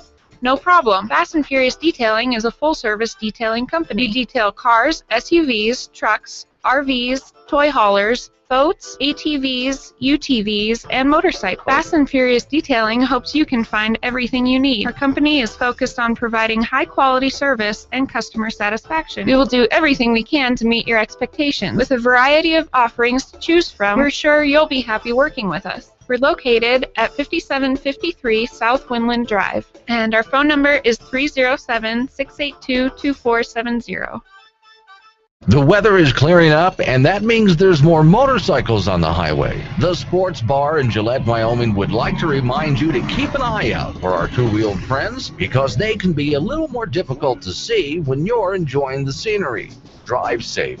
Both hands on the wheel, eyes on the road. I mean, face it, we have to watch out for each other out there. This message brought to you by the Sports Bar in Gillette, Wyoming, 1400 Highway 1416, down by the airport in Gillette. Do yourself a favor. Don't just listen to the show. See what Glenn's talking about at boldrepublic.com. There you can watch the show live on YouTube or download the show and listen to it later. Now let's get back in there. Here's Glenn Woods. That'd be me. I'm that guy. So I want to go back for just a minute here, talk about some of the uncomplicated things that I was talking about in earlier segments of the show. Oh, by the way, I can't believe I forgot her. She's still rambling on. That woman who is I don't even know her name. I don't care anymore. The woman who's running for Senate of some state somewhere and was asked the simple question, if you were there at the time, would you have voted for Obamacare? Yes or no? Now, she started off with this rambling answer. Even though she has to pick one word or the other to answer the question, she's still trying to answer the question. Now, I forgot about her because Cindy Hill called. We'll blame Cindy Hill. Sure, why not? I forgot completely about her, and that was like 40 minutes ago. She's still talking. Together to make changes where it's not working and to improve the things that already are working. So, I think we need to add a more affordable tier of insurance. Remember, the question was, would you have voted for Obamacare? Yes, no. And I also think that we need to repeal the cuts that are happening to rural hospitals as a result of our state not expanding Medicaid. At the same time, I don't think we need to go backwards. We need to make sure that people who have pre-existing conditions have access to health care. Okay, so we'll check in with her before the show is over again and find out. And she's still rambling on, but okay. One of these days we'll get an answer. I'm sure it was just a yes or no question. All right, so I really am in favor of doing things in a simple way. I've got 2 published novels out there, and I'm working on some other works of fiction and nonfiction. And one of them is a book called The Uncomplicated Life, which is to your personal life. It deals with politics. It deals with finances. It's just how do we uncomplicate things to make the world we live in and our lives, our own nation, how do we make things more simple So we're not constantly running around, pulling our hair out, trying to keep up with all of the nonsense that we deal with on a daily basis. Well, okay, let's deal for a moment. And John called and we talked about the fair tax. What is a fair tax? For those who haven't heard of it, it's real simple. I can explain it quickly. So let's say you were to buy a $50 pair of shoes. All right, a $50 pair of shoes is $50 because about 23% of the cost is embedded taxes and fees from the government. Every time a piece of that product moves, from gathering the materials to running down the assembly line to shipment to the store, everything, every bit of that process is taxed. Anytime the product moves, and not only do you have to pay the tax, but you have to pay people to pay the tax because you have to have accountants trying to figure out all the bookkeeping. It's not just income tax. There's all sorts of regulations and fees, the cost of compliance alone. So what if, since that makes your shoe 23% more expensive, what if we just moved those taxes and fees and so on to the end of the process? So in other words, when you bought a pair of $50 shoes, they're still $50, but we moved all the taxes to the end and fees. So there, you just paid your income tax. That means April 15th would be just another day. That means there is no IRS. That means companies around the world would be coming to America to open up factories because there is no cost of manufacturing. America would be a tax haven. That means on April 15th, all you have to do is go to work. Enjoy the sunshine. No panic, no last-minute filing, no filing extensions, no IRS harassing the Tea Party. None of that happens anymore. Everybody in America pays their taxes at the retail level when we buy stuff. There, wouldn't that be more simple? All right, let me take the other one. See, why are we looking for complicated answers? I don't get this. All right, healthcare. Let me go back and repeat what I just said a moment ago about healthcare. Why are we looking for complicated government solutions? Why are you complicating things by either going through government and all that paperwork, and that makes your healthcare more expensive, not less? Government does not offer you free healthcare. I keep running into people who think, I get healthcare free through the government. No, you're paying more for it. But I didn't have to reach into my wallet. No, but they reached into your bank account. So you're paying more for it than ever before. They reached into your paycheck before you ever had a chance to get your paycheck. So what do you mean it's less expensive? How much is being deducted from your paycheck? Forget all of that. Forget that. Just go for a health savings account. If America went to that, well, we wouldn't need the government anymore. Oh, there's the problem. The government would hate that idea. We wouldn't need the government anymore when it came to our health care. Every month when you get your paycheck, a little bit is deducted. It goes into your account. There, it's yours. It's not like an insurance company where if you pay, just to pick a number, $600 a month in insurance, which is way too much, but a lot of people are paying that. You pay $600 a month. At the end of the month, the money has just disappeared. So what if instead it went into an interest-bearing account and the money was just there earning interest? So if you ever needed to see a doctor or buy some medicine, well, there it is. And it's earning interest. Wouldn't that make more sense? No paperwork, no middleman, no government. Why are we going for a more complicated... Oh, well, hang on. She's still trying to answer the question about whether she would have voted for Obamacare or not. To go back retrospectively. But when I look at it, I think about what do we need to do going forward? And I think, I come at it from a perspective of someone it was a yes or no question. Would you have voted for Obamacare? Yes or no? It's just that simple. To make changes where it's not working and to improve the things that... Okay, well, we'll get back to it. That already are working. So, I think we need to add a more affordable tier of insurance for individuals and families that have high premiums. I think we need to add a tax credit for small businesses. And I also think that we need to repeal the cuts that are happening to rural hospitals as a result of our state not expanding Medicaid. At the same time, I don't think we need to go backwards. We need to make sure that people who have pre-existing conditions have access to health care. That the people who now have children that are under age 26 can cover them. I talked to constituent not long ago who said, "I'm so grateful and I sleep better every night because my 3 sons, aged 20 to 26, can be covered on my insurance." Hi, I'm Dan Joseph. And I'm Eric Shiner, and we're here to talk about an issue impacting America. Every 8 seconds, a conservative Republican gives in to the socialist demands of a fanatical Democrat due to a missing or weakened backbone. But now, there's hope. Now there's a charity specifically dedicated to providing weak-willed Republicans with the strong backbones they need to stand up to liberal name-calling. Republican Spinal Fund's Brace for the Cure. We need your support. With it, we can help replace, repair, or reinforce the spines of Republicans who have lost their backbone and become unable to stand up for the principles of their constituents and platform. Your donations will also go to fund research that may sometime provide a cure for Republicans who've lost their spines. Promising new research suggests that Republican backbone deficiency may be caused by repeated overexposure to controversial issues which, over time, may actually liquefy a Republican's previously strong, healthy backbone. The Republican backbone deficiency does more than simply render its victims unable to stand up to unreasonable demands. Left untreated, it can lead to the diminished intestinal fortitude and loss of manhood. But you can help. Sign up to become a donor so that when you die, your backbone can live on in the body of a needy Republican, benefiting future generations of Americans.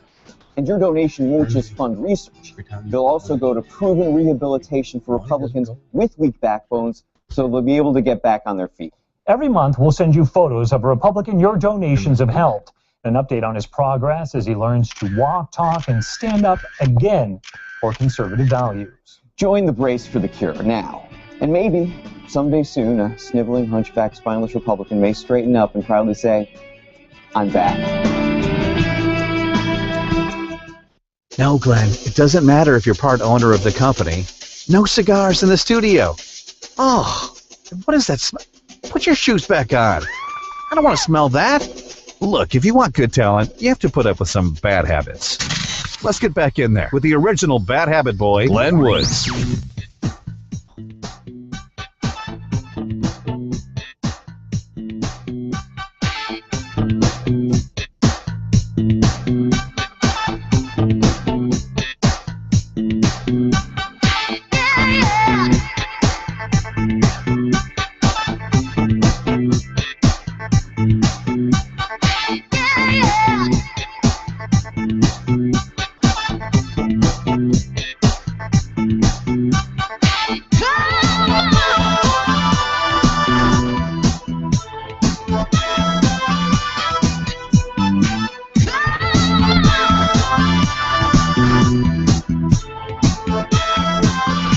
It's the last 7 minutes of this hour of the program. My name is Glenn Woods, and this is Bold Republic.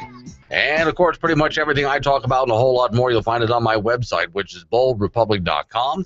307-363-4093 is the phone number. Oh, by the way, some affiliate stations will break away in the next couple of minutes because, they go on to other programming. If you want to catch the third hour of the show, if your radio station isn't sticking with the last hour, just go to boldrepublic.com and click on the link right there. You'll see it on the front page. And you can watch, not just listen to, the rest of the program. So for those, for those watching on video, see the tin hat over my shoulder there? For the rest of you, I'll give you a moment to get your tin hats because this is a tin hat alert. Dan, if you're listening out there, we need to come up with a tin hat alert for this program. I'm not sure what that is, a sounder or a song or something. But we have to come up with a tin hat alert to let people know that this is a tin hat moment. Got your tin hats on? Federal biosurveillance. It's a plan seeking to direct access to Americans' private medical records. Federal government is piecing together sweeping national biosurveillance rules, regulations, and a system that will give bureaucrats near real-time access to Americans' private medical information in the name of, ready, national security. Okay, Twyla Brace, a public health nurse, co-founder of Citizens Council for Health Freedom. She recently was interviewed and started an organization to make us aware of this problem that's coming our way, and I see it as a problem. Bureaucrats can now, it's bad enough bureaucrats can get into your financial records, well, through the IRS and so on. Now they want access, because of national security, you know, to your private information between you and your doctor. Well, okay, here's what she had to say. It's very broad. It doesn't seem to have any limits, except they say something about, properly protecting the data. But from our perspective, if the government gets access to this kind of data, is allowed to do research, they mentioned doing research with the data, if they're allowed to get access to the data, do research with the data, then our privacy has already been compromised. The government has already said that our data is their data for their purposes of national health security. But it's very clear to us that really the government is moving towards real-time access, towards close collaboration between government and doctors for ready access to the electronic medical record, and then to conduct research and analysis. Okay, what I want to know, because she's not specific in the story, research and analysis in what way? What do you mean specifically by research and analysis? I don't understand. You're going to have to be a little bit more specific about research and analysis. And they say it's for national security reasons. You're going to have to, maybe there's a reason I don't understand. Could somebody explain to me, why would the government need access to my medical records for national security? Now, for those people who say, well, but if you're not doing anything, and I've had this argument handed to me before, if you're not doing anything wrong, why would you worry about it? You shouldn't have anything to worry about if you're not doing anything wrong. All right. I'll use the same old example that I use every time during this conversation. If I walk into a public restroom and I go into the stall and I close the door, I know it's a public restroom, but I have an expectation of privacy in there. I'm not doing anything wrong. I just have an expectation of privacy. Tomorrow morning, I will get up in the morning and I will go get some exercise, and then I will come into work. And of course, after I get some exercise, what do? Well, I go take a shower. Am I doing anything wrong in my shower? No, I'm just taking a shower. That's all. And I have a reasonable expectation of privacy while I'm in there. Whether it's I don't care where the shower is. My place or someplace else, I have an expectation of privacy. My medical records are mine. My financial records are mine. So when government comes along and says, we want access, we want to see those records, where's your warrant? And I hope whatever this biosurveillance plan is, I hope that this sucker is shot down on those grounds right there. It shouldn't go any further than that. You have to get a warrant. And what does a warrant entail? Just going up to a judge and saying, we want to surveil this guy, we want to look at his records, and the judge says yes, so they get a piece of paper? No. They have to show that reasonable evidence that I have been doing something wrong. And if they can find that reasonable evidence, convince the judge, and the judge should be hard to convince, then they can go ahead and give him the warrant, or the police the warrant, and they can come search my records. And there's nothing I can do about it after that, because they have reasonable suspicion. But without reasonable suspicion, not just no, but hell no. So I don't care if you take a look at my medical records, and I don't know what would be in my medical records that would be harmful to me or anybody else in any way. That's not the point. They're mine, and I will let somebody have a look at them if I decide that I want them to have a look at it, because, well, after all, they're mine. And unless you got a warrant, you need my permission. Why? Because they're mine. National security is, I don't care what your excuse is. I really don't care what your excuse is.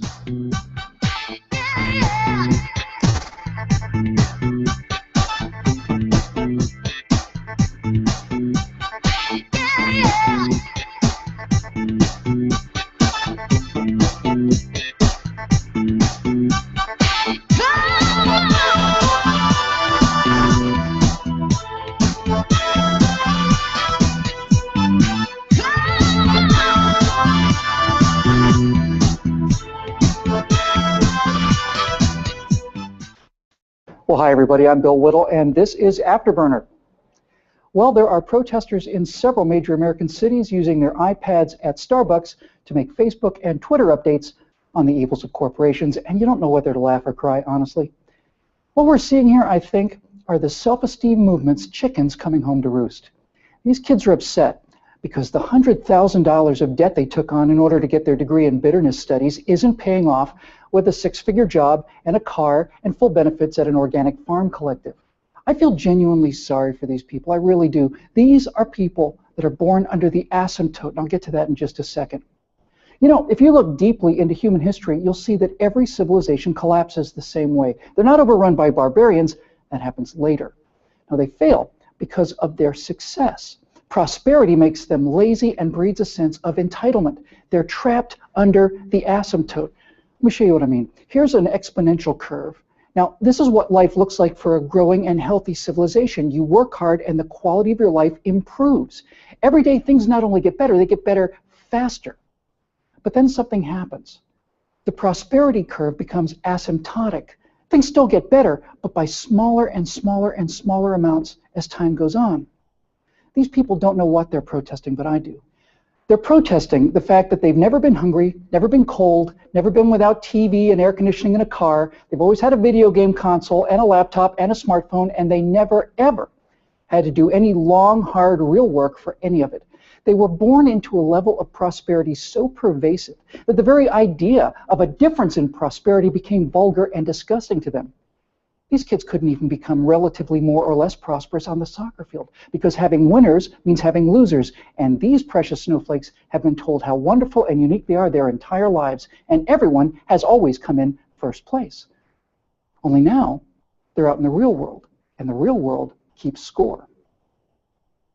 You know, I could cure this asymptotic disease. I could stop the rise and fall of civilizations. I really believe I could, because at its core, this isn't about corporations or the economy or what they paid for their bad education. What it's really about is ingratitude. Ingratitude and entitlement and an utter lack of perspective. So, I'd provide some perspective, and I'm afraid I'd have to do it by force. You see, to cure this sickness, I would take from every single American between the ages of 10 and 60, say, 1% of their life every year. There are 365 days in a year, so 1% of that is 3.6 days, so we'll just round it down. We'll say 3.5 days. And during those 3.5 days, I would force everyone to live out in the woods in a cabin. I wouldn't make anyone chop wood. If you want to shiver through 3 nights, that's your business. I'd make people carry their own water up from the river. Hey, if you don't want to go to the trouble to boil it, be my guest. Recovering from amoebic dysentery will be part of your education. I'd make everybody grow and harvest their own food, or dig up roots, or collect berries, or not. You can sit and complain about it and not eat for 3.5 days if you'd prefer. And like most modern Americans, I have a soft spot for little furry animals. But I would make people trap and kill and skin them in order to stay alive. That goes for chickens and fish as well. You see, reality can be ugly and bloody and horrible. And that's something that those protesters have been protected from their entire lives, but not anymore. Playtime is over now. Now, I think that after 3.5 days spent working hard, gathering food, chopping wood, and carrying water, night times spent with no iPad, no smartphone, no Wi-Fi, no DVDs or Xboxes, I think that would be just enough to make people like this appreciate the fact that there are people out there who will do these things for you. I think 3.5 days out there every year for 50 years would make you very grateful that there are groups of people willing to pump and purify your water, provide endless and affordable electrical power so you can be 72 degrees all the time, that there are people who will kill, clean, cook, package, and deliver food so that you don't have to see the blood or the dirt, all of those things. And that these groups of people who provide these services are called corporations, who feed their own selves and their own families by doing these ugly, difficult, unpleasant things for you and charging more than it costs. There are people out there doing that right now, not for 3.5 days. They do it every day. They're called farmers, and they work for corporations called Kraft and Green Giant and Monsanto. You should be grateful, and you should thank them. And there are people out in the Gulf of Mexico and the North Sea wrestling with steel beams the size of automobile transmissions in 60-mile-an-hour winds to bring up the oil to charge your iPad and run your AC and your Xbox and your Prius. They work for companies called Exxon and Shell and BP, and you should be grateful and you should thank them. Now, 3.5 days is all I'd need. What those protesters need is to grow up. Don't have time to catch the entire show live? Log in to boldrepublic.com to hear or watch the show anytime you like on any device you have. Phone, tablet, tower, laptop, Facebook, Twitter, Tumblr, Google, YouTube, you name it. Glenn's jacked in so many ways, he looks like Neo in The Matrix when he woke up in that pod. You know, the goop and wires hanging and they well, anyway, you get the idea. Am I dead? Far from it. Watch or listen to the show when you're able. Any way you like, boldrepublic.com. There's never been a day in the last 4 years I'd been proud to be his vice president. For the first time in my adult lifetime, I'm proud of my country. Do me a favor, could you say senator instead of ma'am? It's just the thing. I worked so hard to get that title. But resist, we must, and we will much about that be committed. Maybe Corpsman Bouchard, a three-letter word, jobs. J-O-B-S, jobs. Unchain Wall Street. They're going to put you all back in chain. Under my plan of a cap and trade system, electricity rates would necessarily skyrocket. Yeah, my fear is that the whole island will become so overly populated that it will tip over and capsize. Irreverent, but honest and tastefully tacky somehow. Here comes another hour of insensitivity training with Glenn Woods. It is the last hour of the program. My name is Glenn Woods. Bold Republic is on, and it's open phones in the last hour, as it always is, because I got to do some house cleaning, get some topics out of the way, and there's stuff you probably want to interrupt me about. By the way, for those people watching on video right now, how you doing? You can go ahead at any time, just somewhere around where my name is, there should be something you can click on, and an extra box opens up. And you can leave questions, comments, harass me, be a jerk. I don't care. Fine. All right. So we've been working on it. I asked the front office staff over there to help a little bit. Let you guys jump in on it, too. I think I have a few ideas of what I'm going to do. I said next time I do a tin hat alert, and for those who are wondering what is over my shoulder there, that is a tin hat that I wear whenever I talk about some conspiracy theory topic. And I want a tin hat alert sounder to let people know. And I'm thinking a montage is the best. I'm looking for suggestions, but I'm thinking a montage is a good way to go. A clip of music from the X-Files to start with, maybe, or somewhere in there. Next, from the movie JFK, a little piece, just a little snippet of the lawyer in the trial segment, back and to the right, back and to the right. Get that in there, okay? That's what I'm looking for, little bits and pieces. That way, next time I do a tin hat alert, we have a whole montage to lead into it, all right? Now, you think about that. Get in touch with me. I'm taking any ideas.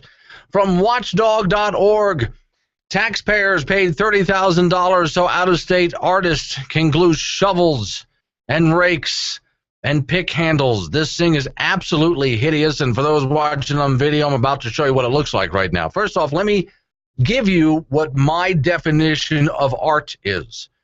This is not art to me. It's just a bunch of picks and shovels and so on glued together in some hideous way, and they spend $30,000 on it. Let me tell you what my definition is. Well, first off, I never argue with anybody about what art is, honestly. If it speaks to you, it speaks to you. That's your decision. It's an emotional decision. I'm not going to try to argue with you. I will, however, argue with you about what talent is. Now, this is my definition, not yours, or anybody else's, or the dictionaries. Talent is your ability to do something that not just anybody can do.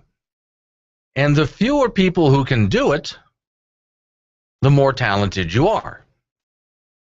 So you see, if I go to see a musician playing at some concert hall, let's say it's just a guy who sits there on the stage and plays acoustic guitar and he's the only one on stage.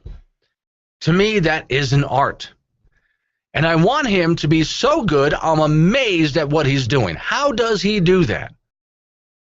I want to know. I like it when I walk into an art gallery and I stand there in amazement. How in the world do they do that? Just to think of the idea. They spend $30,000 on this hunk of junk. Your tax dollars at work, ladies and gentlemen. Personally, I would ask not only for, if I were mayor of the town, not only would I ask for a refund, I would ask that the guy be ticketed for providing a public nuisance. All right, here's the full story. And to me, that background kind of looks very Florida, southernish of some kind. It's around the Nashville area. Nashville taxpayers paid about $30,000 to a so-called artist, hack, fraud, if you ask me, so he could glue several shovels and rakes and pick handles together, paint them black, and mold them into a 12-foot high, what they call a sculpture. Do you call this a sculpture? I call it a hunk of junk surrounded by cement. Is what I don't call that a sculpture. I'm sorry, I honestly don't.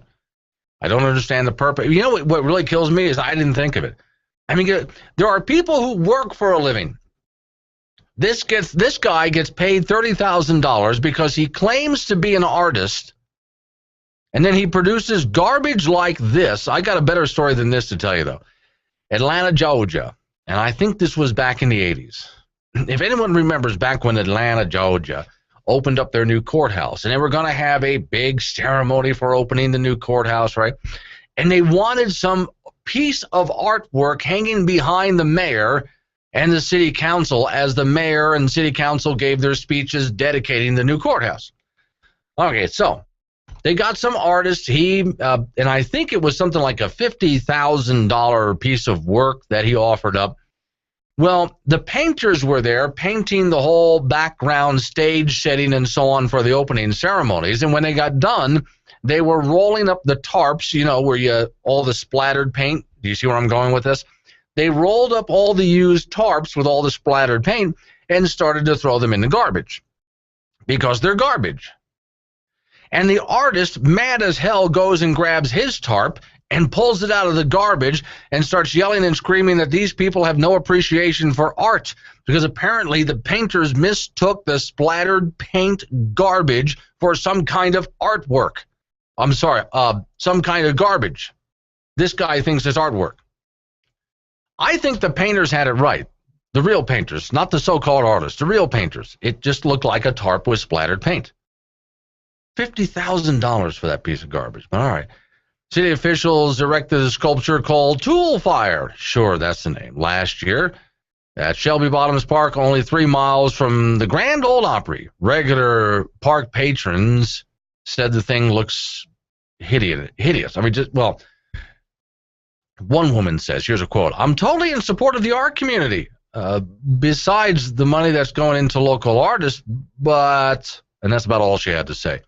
Tool Fire, the artist, which is Christopher Fennell Todd, told TennesseeWatchdog.org that he is a resident of Birmingham, Alabama. Oh, I see. He decided to torture the people of Nashville. Gotcha. Tool Fire sculpture is one of 6 pieces of art designed for people affected by the city's devastating 2100 flood. Now, I'm going to show that again. Would you people please explain to me, take a good look at it for those watching on video, the hell does this have to do with the flood? Honestly, it's supposed to be dedicated to those people who suffered through the flood. The hell does that have to do with the flood? All right. I don't understand. They would make their tools and toss them into a pile on the street, he says. The next day, volunteers would come and pick them up out of the houses to throw them away. He took all of that and put it together, and yeah, okay. And apparently that's worth about $30,000. Okay. How your local government is busy wasting your hard-earned money. Your hard-earned money that you could have spent on something important, but instead they're going to take money from you by force of government and spend it on garbage like this. And what kills me is when I talk, like, for example, where I'm living right now, I don't like the fact that we have a city arts council. I honestly don't. If you want to start an arts council, start a volunteer organization of some sort. That's your arts council. And everybody gets together and raises money for all sorts of wonderful art things. You know, go ahead. Because people are voluntarily reaching into their own pockets. It's not being taken from them by force. Chris Hoy just sent me a message, and again, for those people watching video right now, you can click on the little annotation and a box will open up and you can do what Chris just did. Chris says the painters had every right to throw out the $50,000 artwork. They're the professionals. I agree. No, Chris, I absolutely agree with you. They're the professional painters, not these so-called artists. The professional painters know a piece of garbage tarp with a bunch of splattered paint that needs to go to the dumpster when they see it. They had it right. And I wonder, Chris, do you think that when the artiste went to the dumpster and pulled out his tarp, which he claimed was great artwork, you're sure he got the right one? I mean, I wonder if he had to root around and try to find his name somewhere on it to make sure that that was actually his work, because there was the tarp that the painters laid out that just had paint splattered on it because they were painting the stage and all of that, and then there was his piece of junk. They both pretty much looked the same to the painters. So I bet you the artist pulled that sucker out of the dumpster and had to lay it out and look for his name to make sure that he had the right piece of junk. And if he couldn't find it, he could have hung up anything and it would have gone, all right, you get the idea. This is why I'm against cities using your taxpayer money for stuff like this. If citizens want to put a sculpture or something in a parkway, and I don't mind if I'm jogging through a park and there's a statue there, that's great. I love it when a group like the Kiwanis Club or some group like that gets together and they raise money. And on this radio show, I often help stuff like that. And they ask for money, and I get on the air and ask people, would you like to donate to this? And people voluntarily reach into their own pockets, take out their own money, and they hand it to the cause. At no time did government come along and take the money by force. Chris says, why wouldn't he take all the tarps, claim credit, and sell them for a profit? Chris, you're a genius. You're an absolute genius, Chris. There's the idea. If the artist was smart, and I don't think he is, it would have saved him, ready for this, Chris? Work.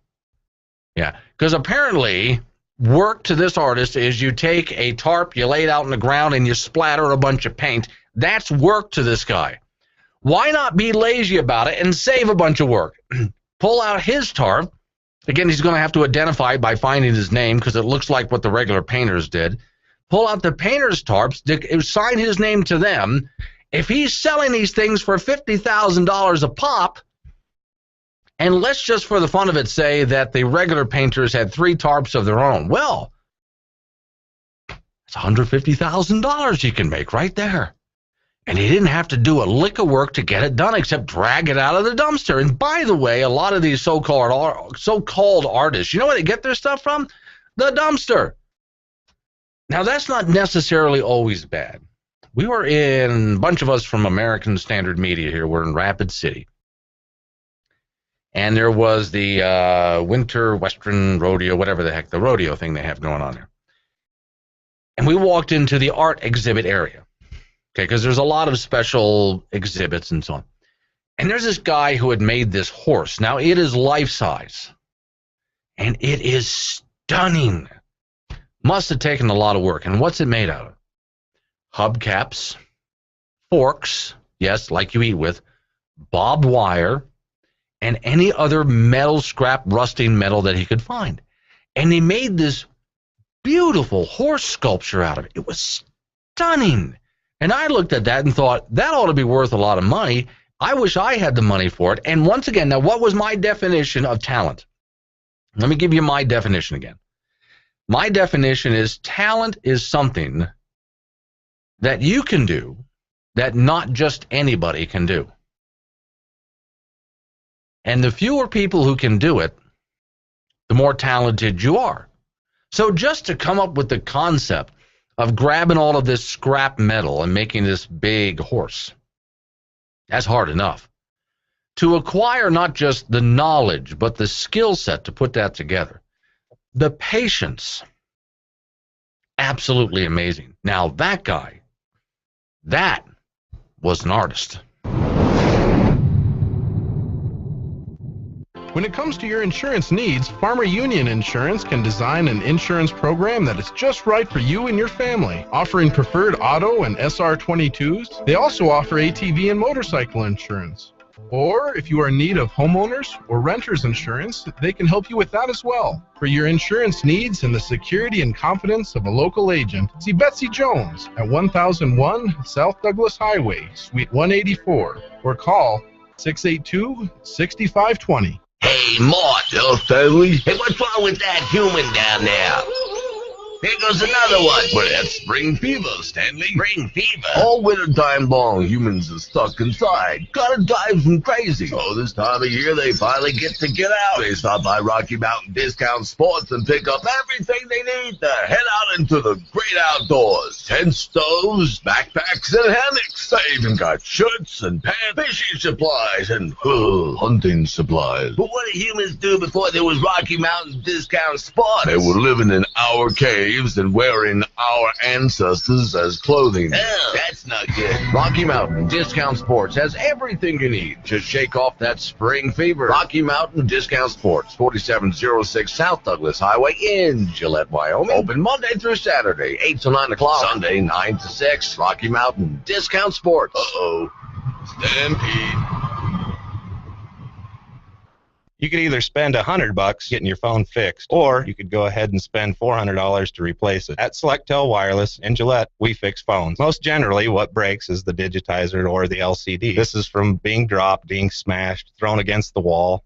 No, seriously, 9 times out of 10, people throw their phones. Well, we can fix that too. Save money, fix it, don't replace it. Come see us at Selectel Wireless, next to Office Depot in Gillette, Wyoming. But if you do need a new phone, we have those too. It's springtime. Flowers blooming, birds singing. Quit daydreaming, son. It's time to get prepared. Time to get off your sofa and run yourself down to Surplus Unlimited in the Gun Traders building. Oh, my! 1, 2, 3, 4. 1, 2, 3, 4. Civilian soldier, they got everything you could need. That's right, the Surplus is unlimited. Surplus Unlimited ammo for babies and adults. That's right, babies need camos too. 10 different styles of camo. Oh, don't you look pretty. 550 cord, numerous colors, wool blankets, boots, hats, gloves, coats, shirts, tactical vests and belts, camping supplies, high-quality army cots, and that hard-to-find P38 can opener. Save time, save money. Surplus Unlimited in the Gun Traders building. 801 Carlisle on the Douglas Highway across from the fishing lake. Gillette, Wyoming. Oh, the great outdoors. Good thing you showed up with everything you need for... You forgot what? All right, relax. Empire Guest House and RV Park has everything you need. 5 minutes from Keyhole, 20 minutes from Devil's Tower. It's one-stop shopping for all the gear you need and all the gear you forgot. Bait, tackle, camping supplies, boating, swimming supplies, firewood, ice. Open every day, dawn to dusk. Call about their cabin rentals or ask about their RV hookup. Empire Guest House and RV Park. Call the office at 307-756-3454 at 115 Pine Haven Road, Pine Haven, Wyoming, or find them online, empireguesthouse.com.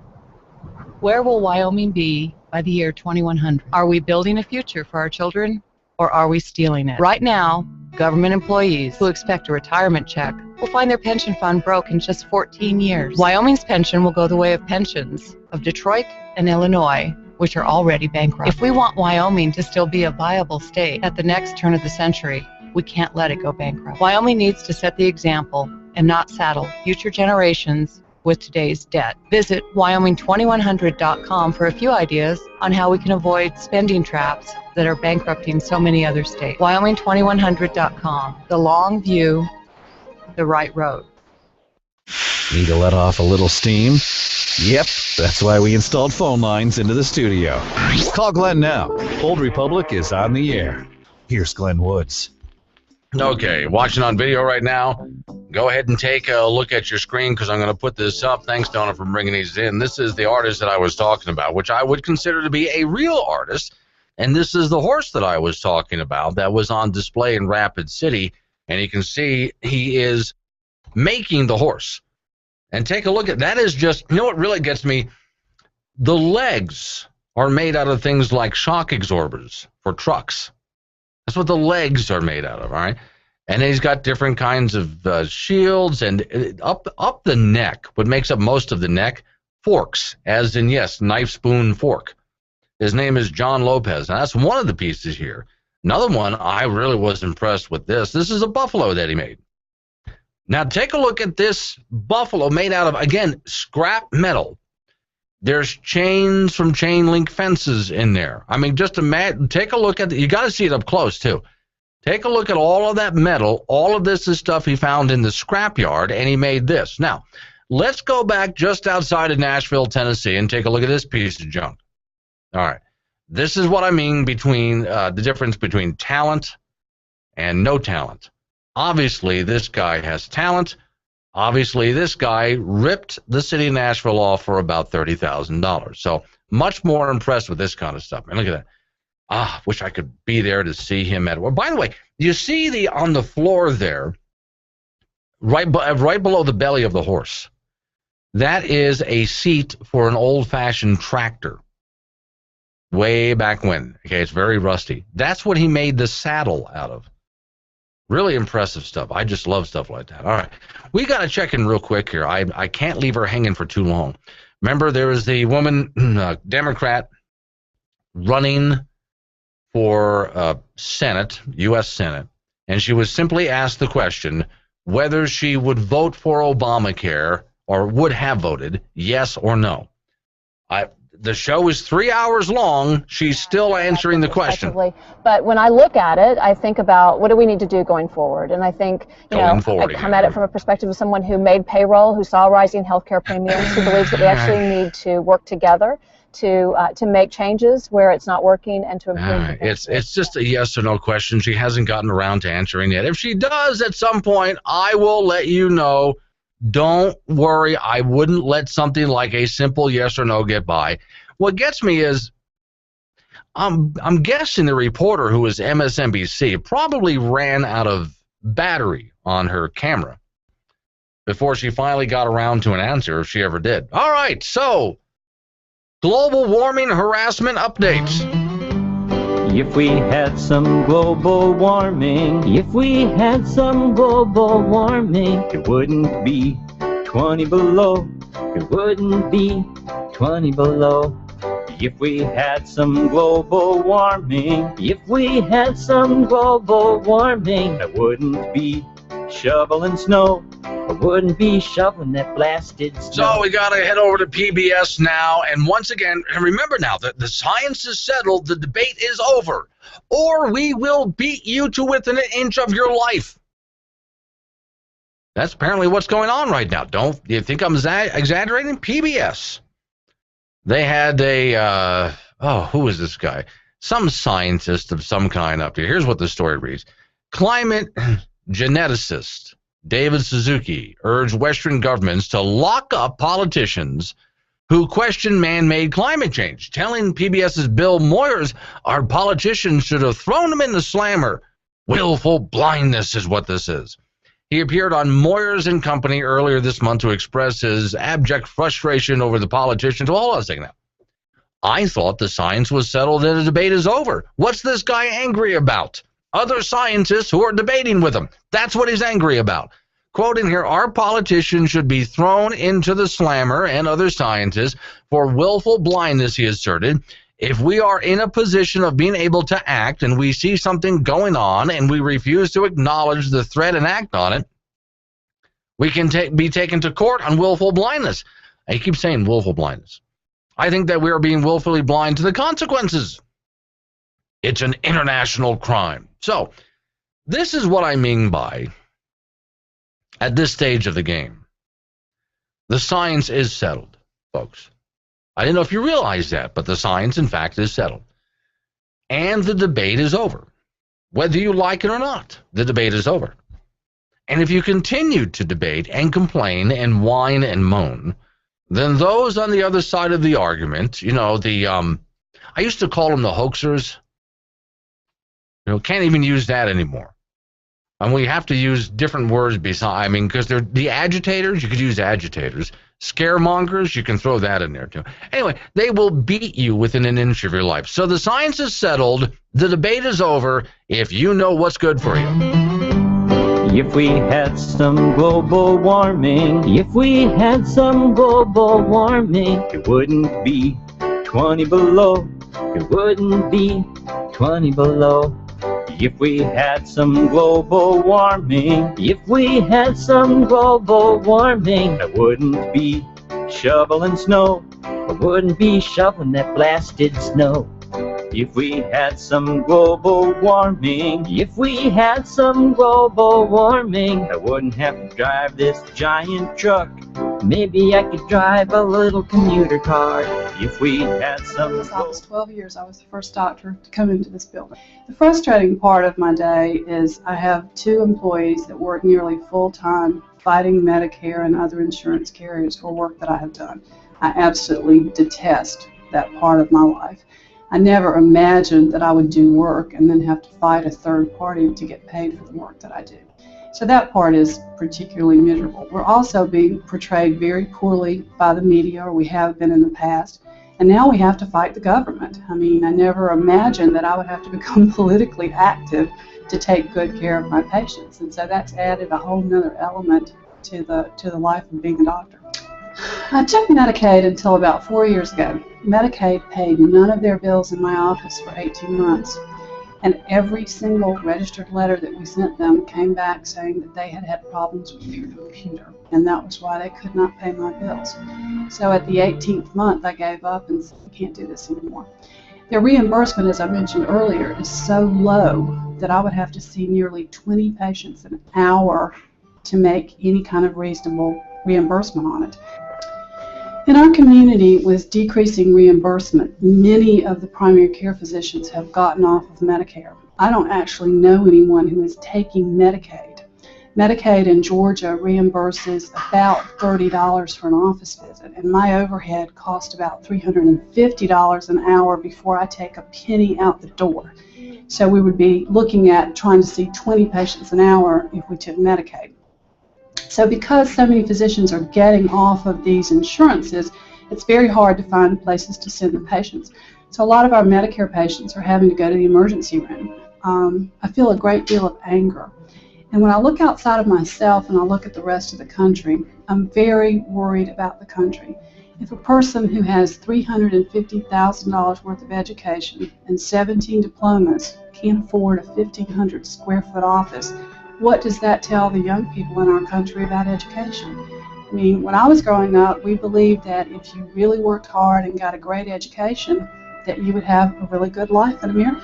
And I think what I'm experiencing personally is happening all over America. And I really worry for my young stepdaughters because I don't know that I'll be able to tell them, work hard and get a great education. You know, this is America. You're going to be prosperous. I'm concerned about the bigger picture, not just myself. Why do you continue to practice, given all that's happened in the last year to your profession?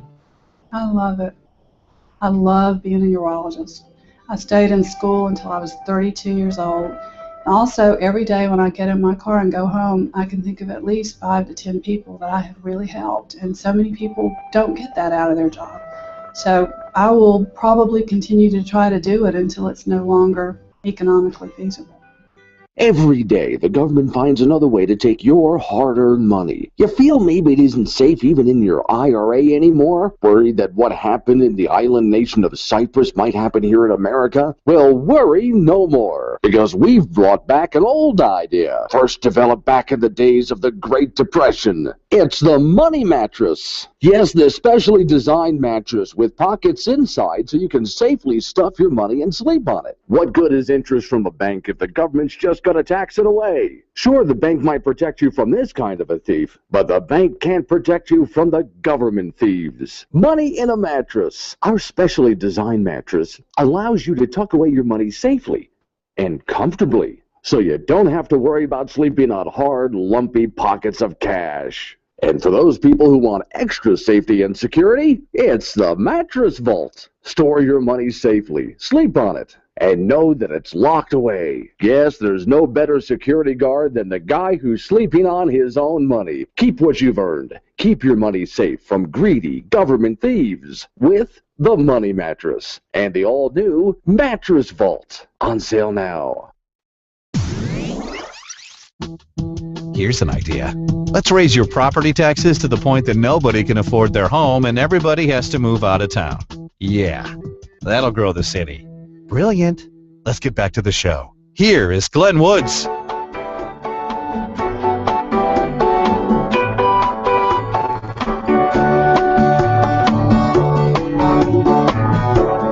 If sipping on free cheese, laying in a cool breeze, waiting for my food stamps to come in. Talking on my free phone, in a no-work zone. Living this easy could be a sin. Wasting away again in Obamaville, spending tax money from the government's vault. Some people claim that it's George Bush to blame, but I know it's Obama's fault. Oh, by the way, yes, you can find that song on YouTube. It's Wasting Away in Obamaville. Glenn Woods here, Bold Republic is on, and 307-363-4093 is the phone number. That's 363-4093. Or you can do what Chris did a couple of times here. There, for those watching on video, just go ahead and click. There should be a little annotation on the window, and you can go ahead and leave questions, comments, obnoxious remarks, jokes, whatever the hell you want. So apparently the State Department is right now involved in fighting terrorists on Twitter. I posted just a couple of days ago, because this whole hashtag thing with the president here, this is how we handle foreign policy now, is the hashtag thing. I don't understand. I know, look, I embrace new media. I love new technology. I embrace new media. I think all of this stuff is fantastic. I really am into it. I love it. But you don't. Foreign policy, fighting terrorism, bloody hashtags. There will be war, and there will be bloody hashtags everywhere. Here's the story in front of me. The U.S. State Department has launched an experimental unit to fight Al-Qaeda on Twitter, across the web. Well, you can't actually stop them from terrorism. They're arguing with them. Jihadists paused briefly from a snowball fight to adjust the camera, according to the story I'm reading in front of me. It's not a horror movie here, he says gleefully. Behind his comrades have AK-47s and so on. There's a photograph that I'm looking here of some serious-looking terrorists. Okay, and then they sit down and they get on YouTube, and yes, you can watch YouTube videos posted by terrorists, and yes, these terrorist organizations are on Twitter, and yes, they make Facebook pages and so on, and sometimes this stuff is shut down. So what's the administration's response to this? Well, we have to have some anti-propaganda campaign. You know what it reminds me of, honestly? A lot of the failed Voice of America projects across the world. There were some good ones. But in most cases, Voice of America propaganda just fell flat, because in most countries it was like we tried. Again, I grew up in Florida, South Florida on the west side, and we were beaming Voice of America into Cuba, and Cuba just blocked it. So I got to really, here's the real question now. How many billions of dollars do you think they're spending on this program? All right, if I wanted to fight terrorism, hashtag Al-Qaeda, it really wouldn't cost me a lot of money. I could just sit here in this room. Hey, I can sit in a Starbucks coffee shop with my little cell phone and fight that war. Bloody war that it is, bloody hashtags. I could. But if your government's going to get into fighting terrorism through hashtags, bloody hashtags, well then, I guess that's going to be $1 billion program. They're going to have to set up a multi-hundred-some million-dollar facility. You're going to have to hire a bunch of experts, whatever those are. This is going to get complicated here. They're going to have benefits with all of the wages, retirement included. Oh, I mean, it's going to get really complicated. And then, of course, because they're government computers, most of the computers are going to crash.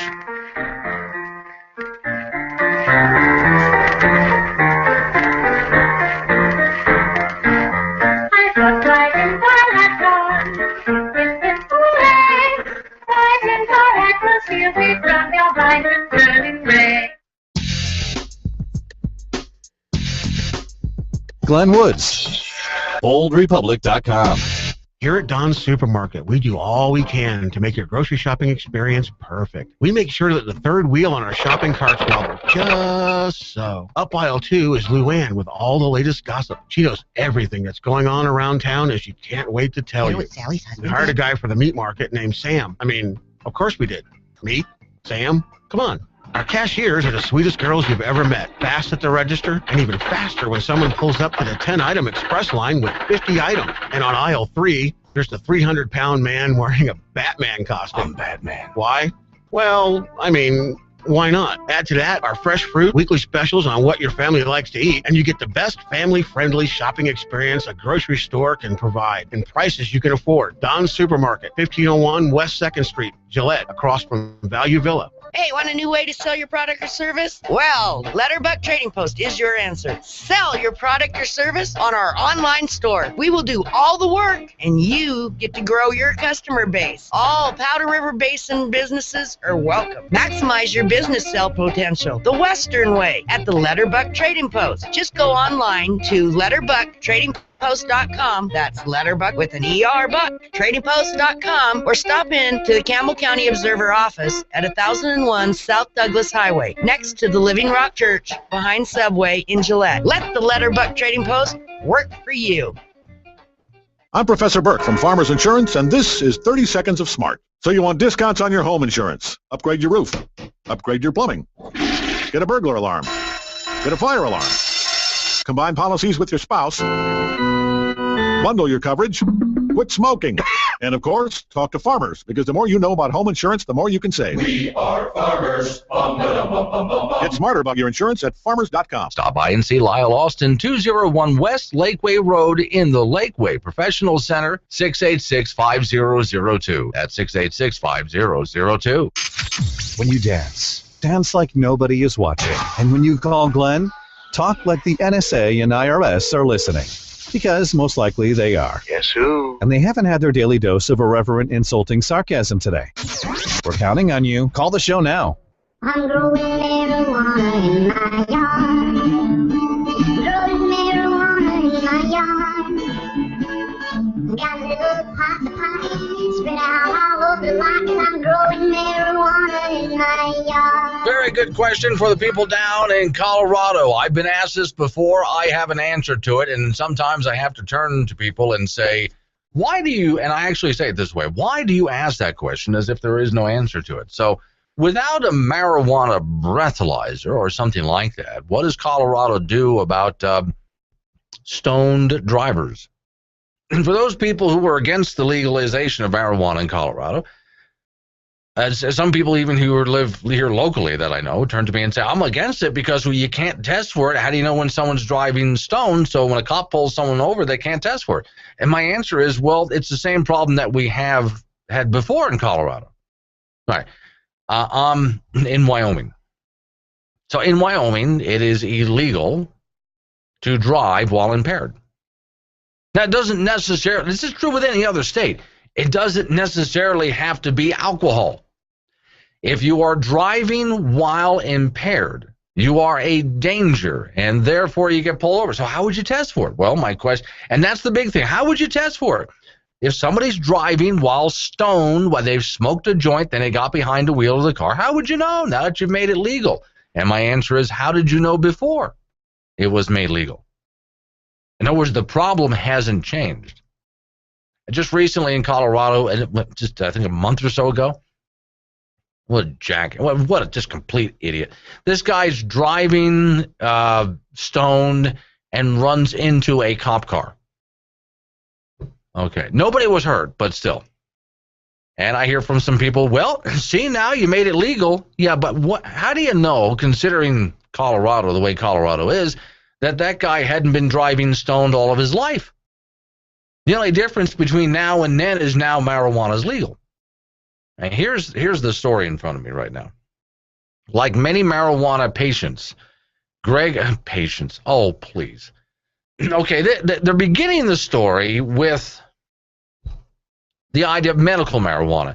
Let's take a look at California, for example, or Colorado, once I was in Colorado. They had more medical marijuana stores open than they had people who needed this stuff. in Colorado, and business was booming. And more prescriptions available. You could just make up whatever, and there were doctors who were just getting paid cash right on the spot to write whatever prescription.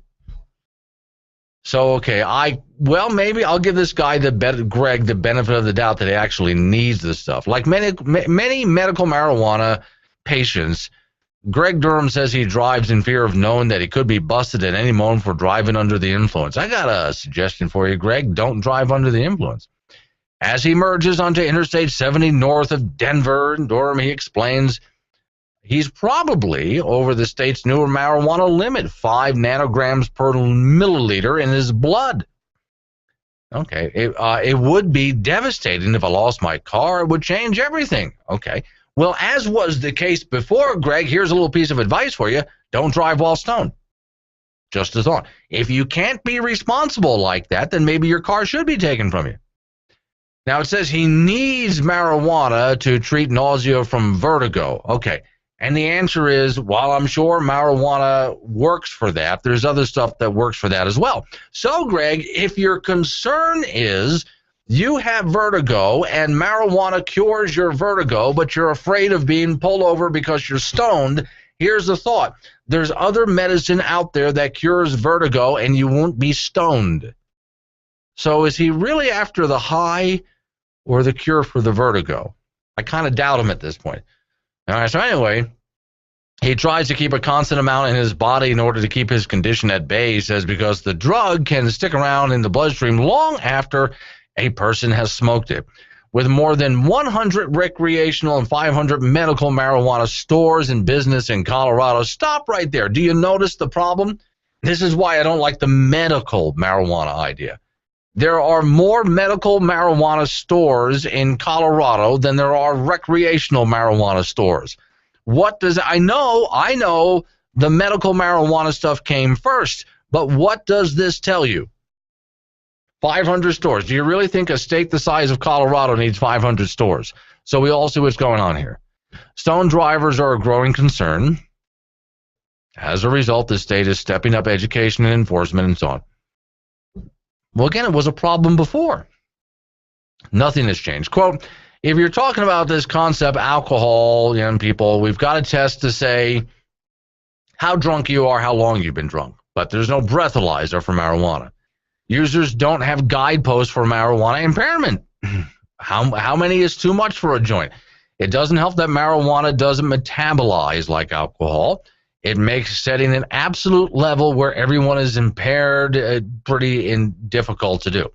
And drivers behave differently after they've had a joint as after drinking. So they drive slower. Yeah, and there's not just that. Not only do they drive slower, but they sit there at the stop sign waiting for it to turn green. So there's how you can probably tell. Lancey says it's best to stay off the road. There you go. Guy named Lancey said just stay off the road. That's a good idea. If you're going to have to take the stuff or you want to, just stay off the road. Some students indicate that stone drivers are 33% more likely than sober drivers to be involved in a fatal crash. Yeah, but at what, like 5 miles an hour? That's enough to risk a prompt new state education campaign, and they have commercials for this. One TV campaign man is trying to light a gas grill that happens to be missing a propane tank. The words on the screen say the grill is high. The grill high is now legal. Driving to get propane for you isn't. Okay. Okay. They're just basically warning people don't drive while impaired. And I mean, honestly, it's no different than driving impaired on any other substance. I don't see why the big debate over marijuana here, because there's all sorts of things that people take and drive under the influence of. Why are we just singling out marijuana? So you know where I stand on this? I don't like the medical marijuana because there's too much fraud in it and it puts a lot of doctors in a bad position. But we have, according to our president, 57 states. And one entire state has decided to experiment to see if legalizing marijuana would work. Okay. We just need to sit back and find out what the results are. I don't know what the results are any more than you. Here's the great experiment. That's why it pays to have different states with different laws. I'm growing marijuana in my yard.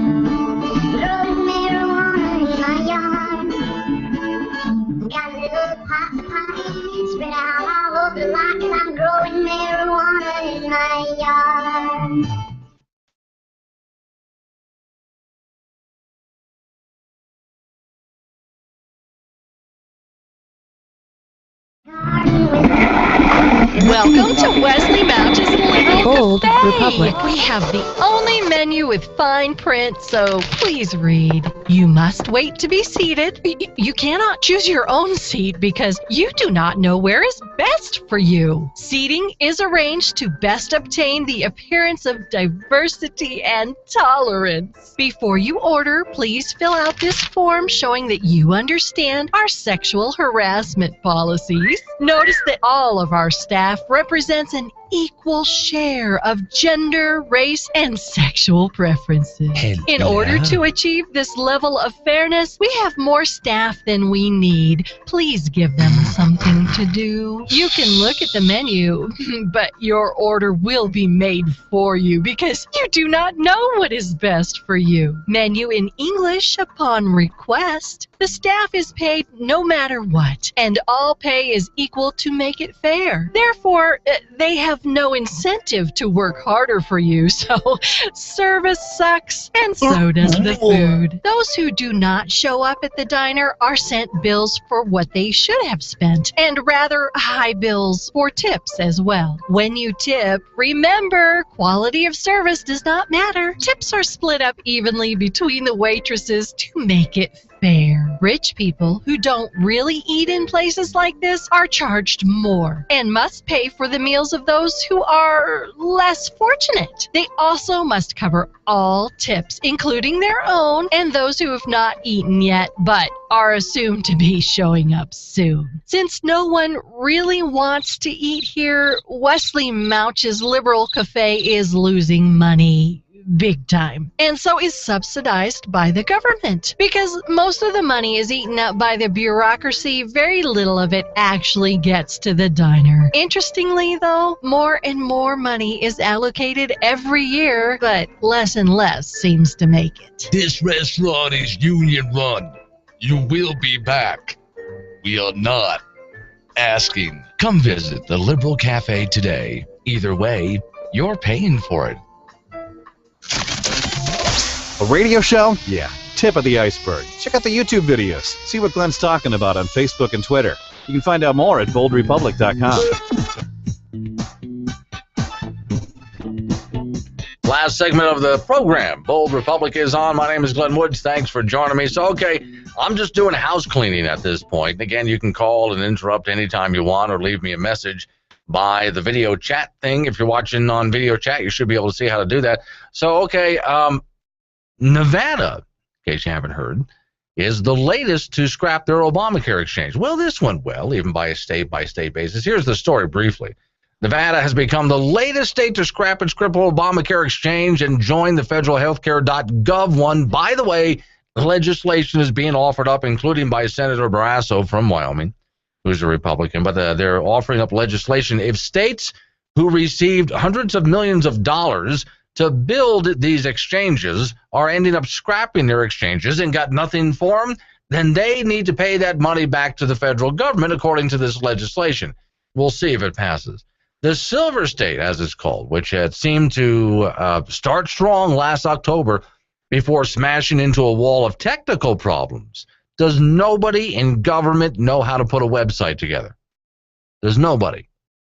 Is the only state with a Republican governor that ran its own health insurance campaign. That's Governor Brian Sandoval, and he has argued that it was important for his state to steer its own exchange, even though he opposed Obamacare. Well, I hope he learned that lesson. I don't know. Maybe I hope he doesn't get reelected.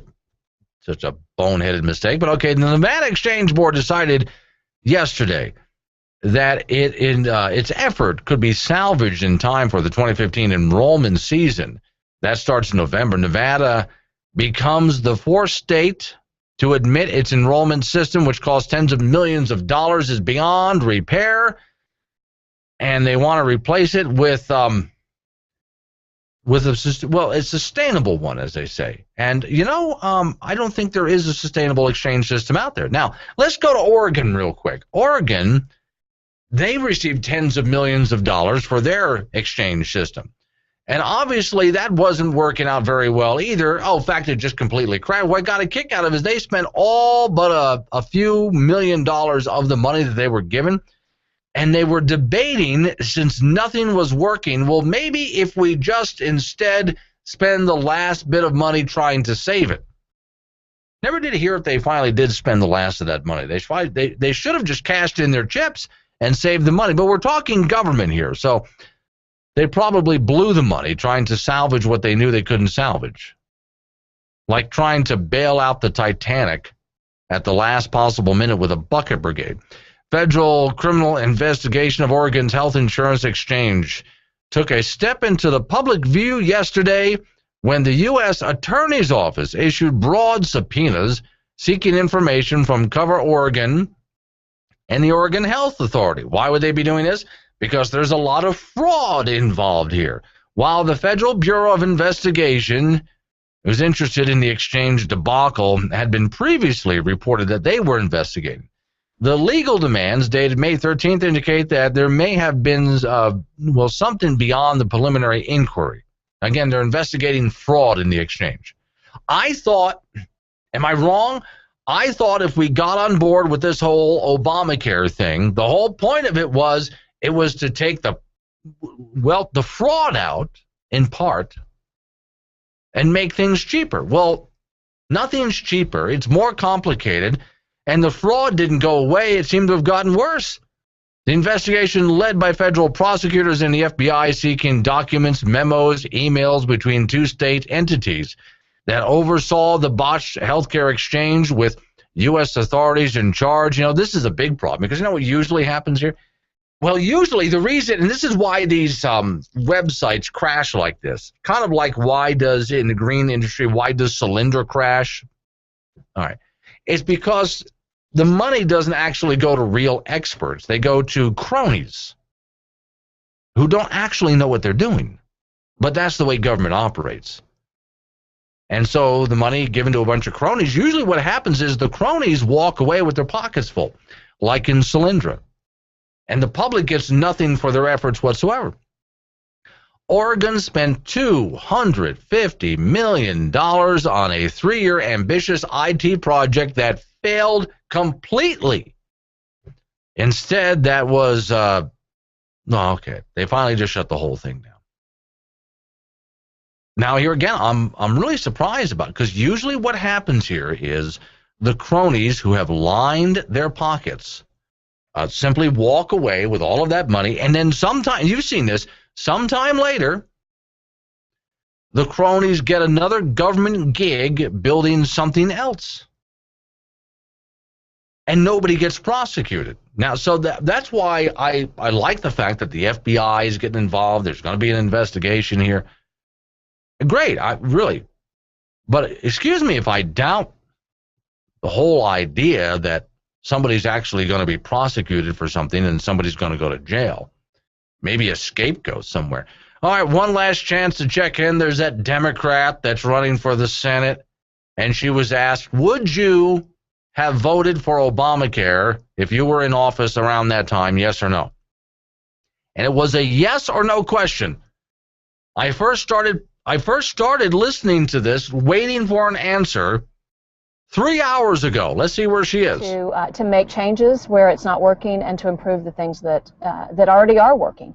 So, I think we need to add a more affordable tier of insurance for individuals. It was a yes or no question. I think we need to add a tax credit for small businesses, and I also think that we need to repeal the cuts that are happening to rural hospitals as a result of our state. All she had to do was answer yes or no. Just would you have voted for Obamacare? Or Democrats are running from this, aren't they? That people who couldn't say yes or no, who now have children that are under age 26 can cover them. I talked to a constituent not long ago. We might have to check into tomorrow. Really, on Thursday's show, we'll check in, because I bet you tomorrow she's still busy not answering the question. Around how we ensure that everybody has quality health care. When I look back at what they were doing when this was passed, I wish that we had had more people who had tried to architect a bipartisan legislation and that had worked together.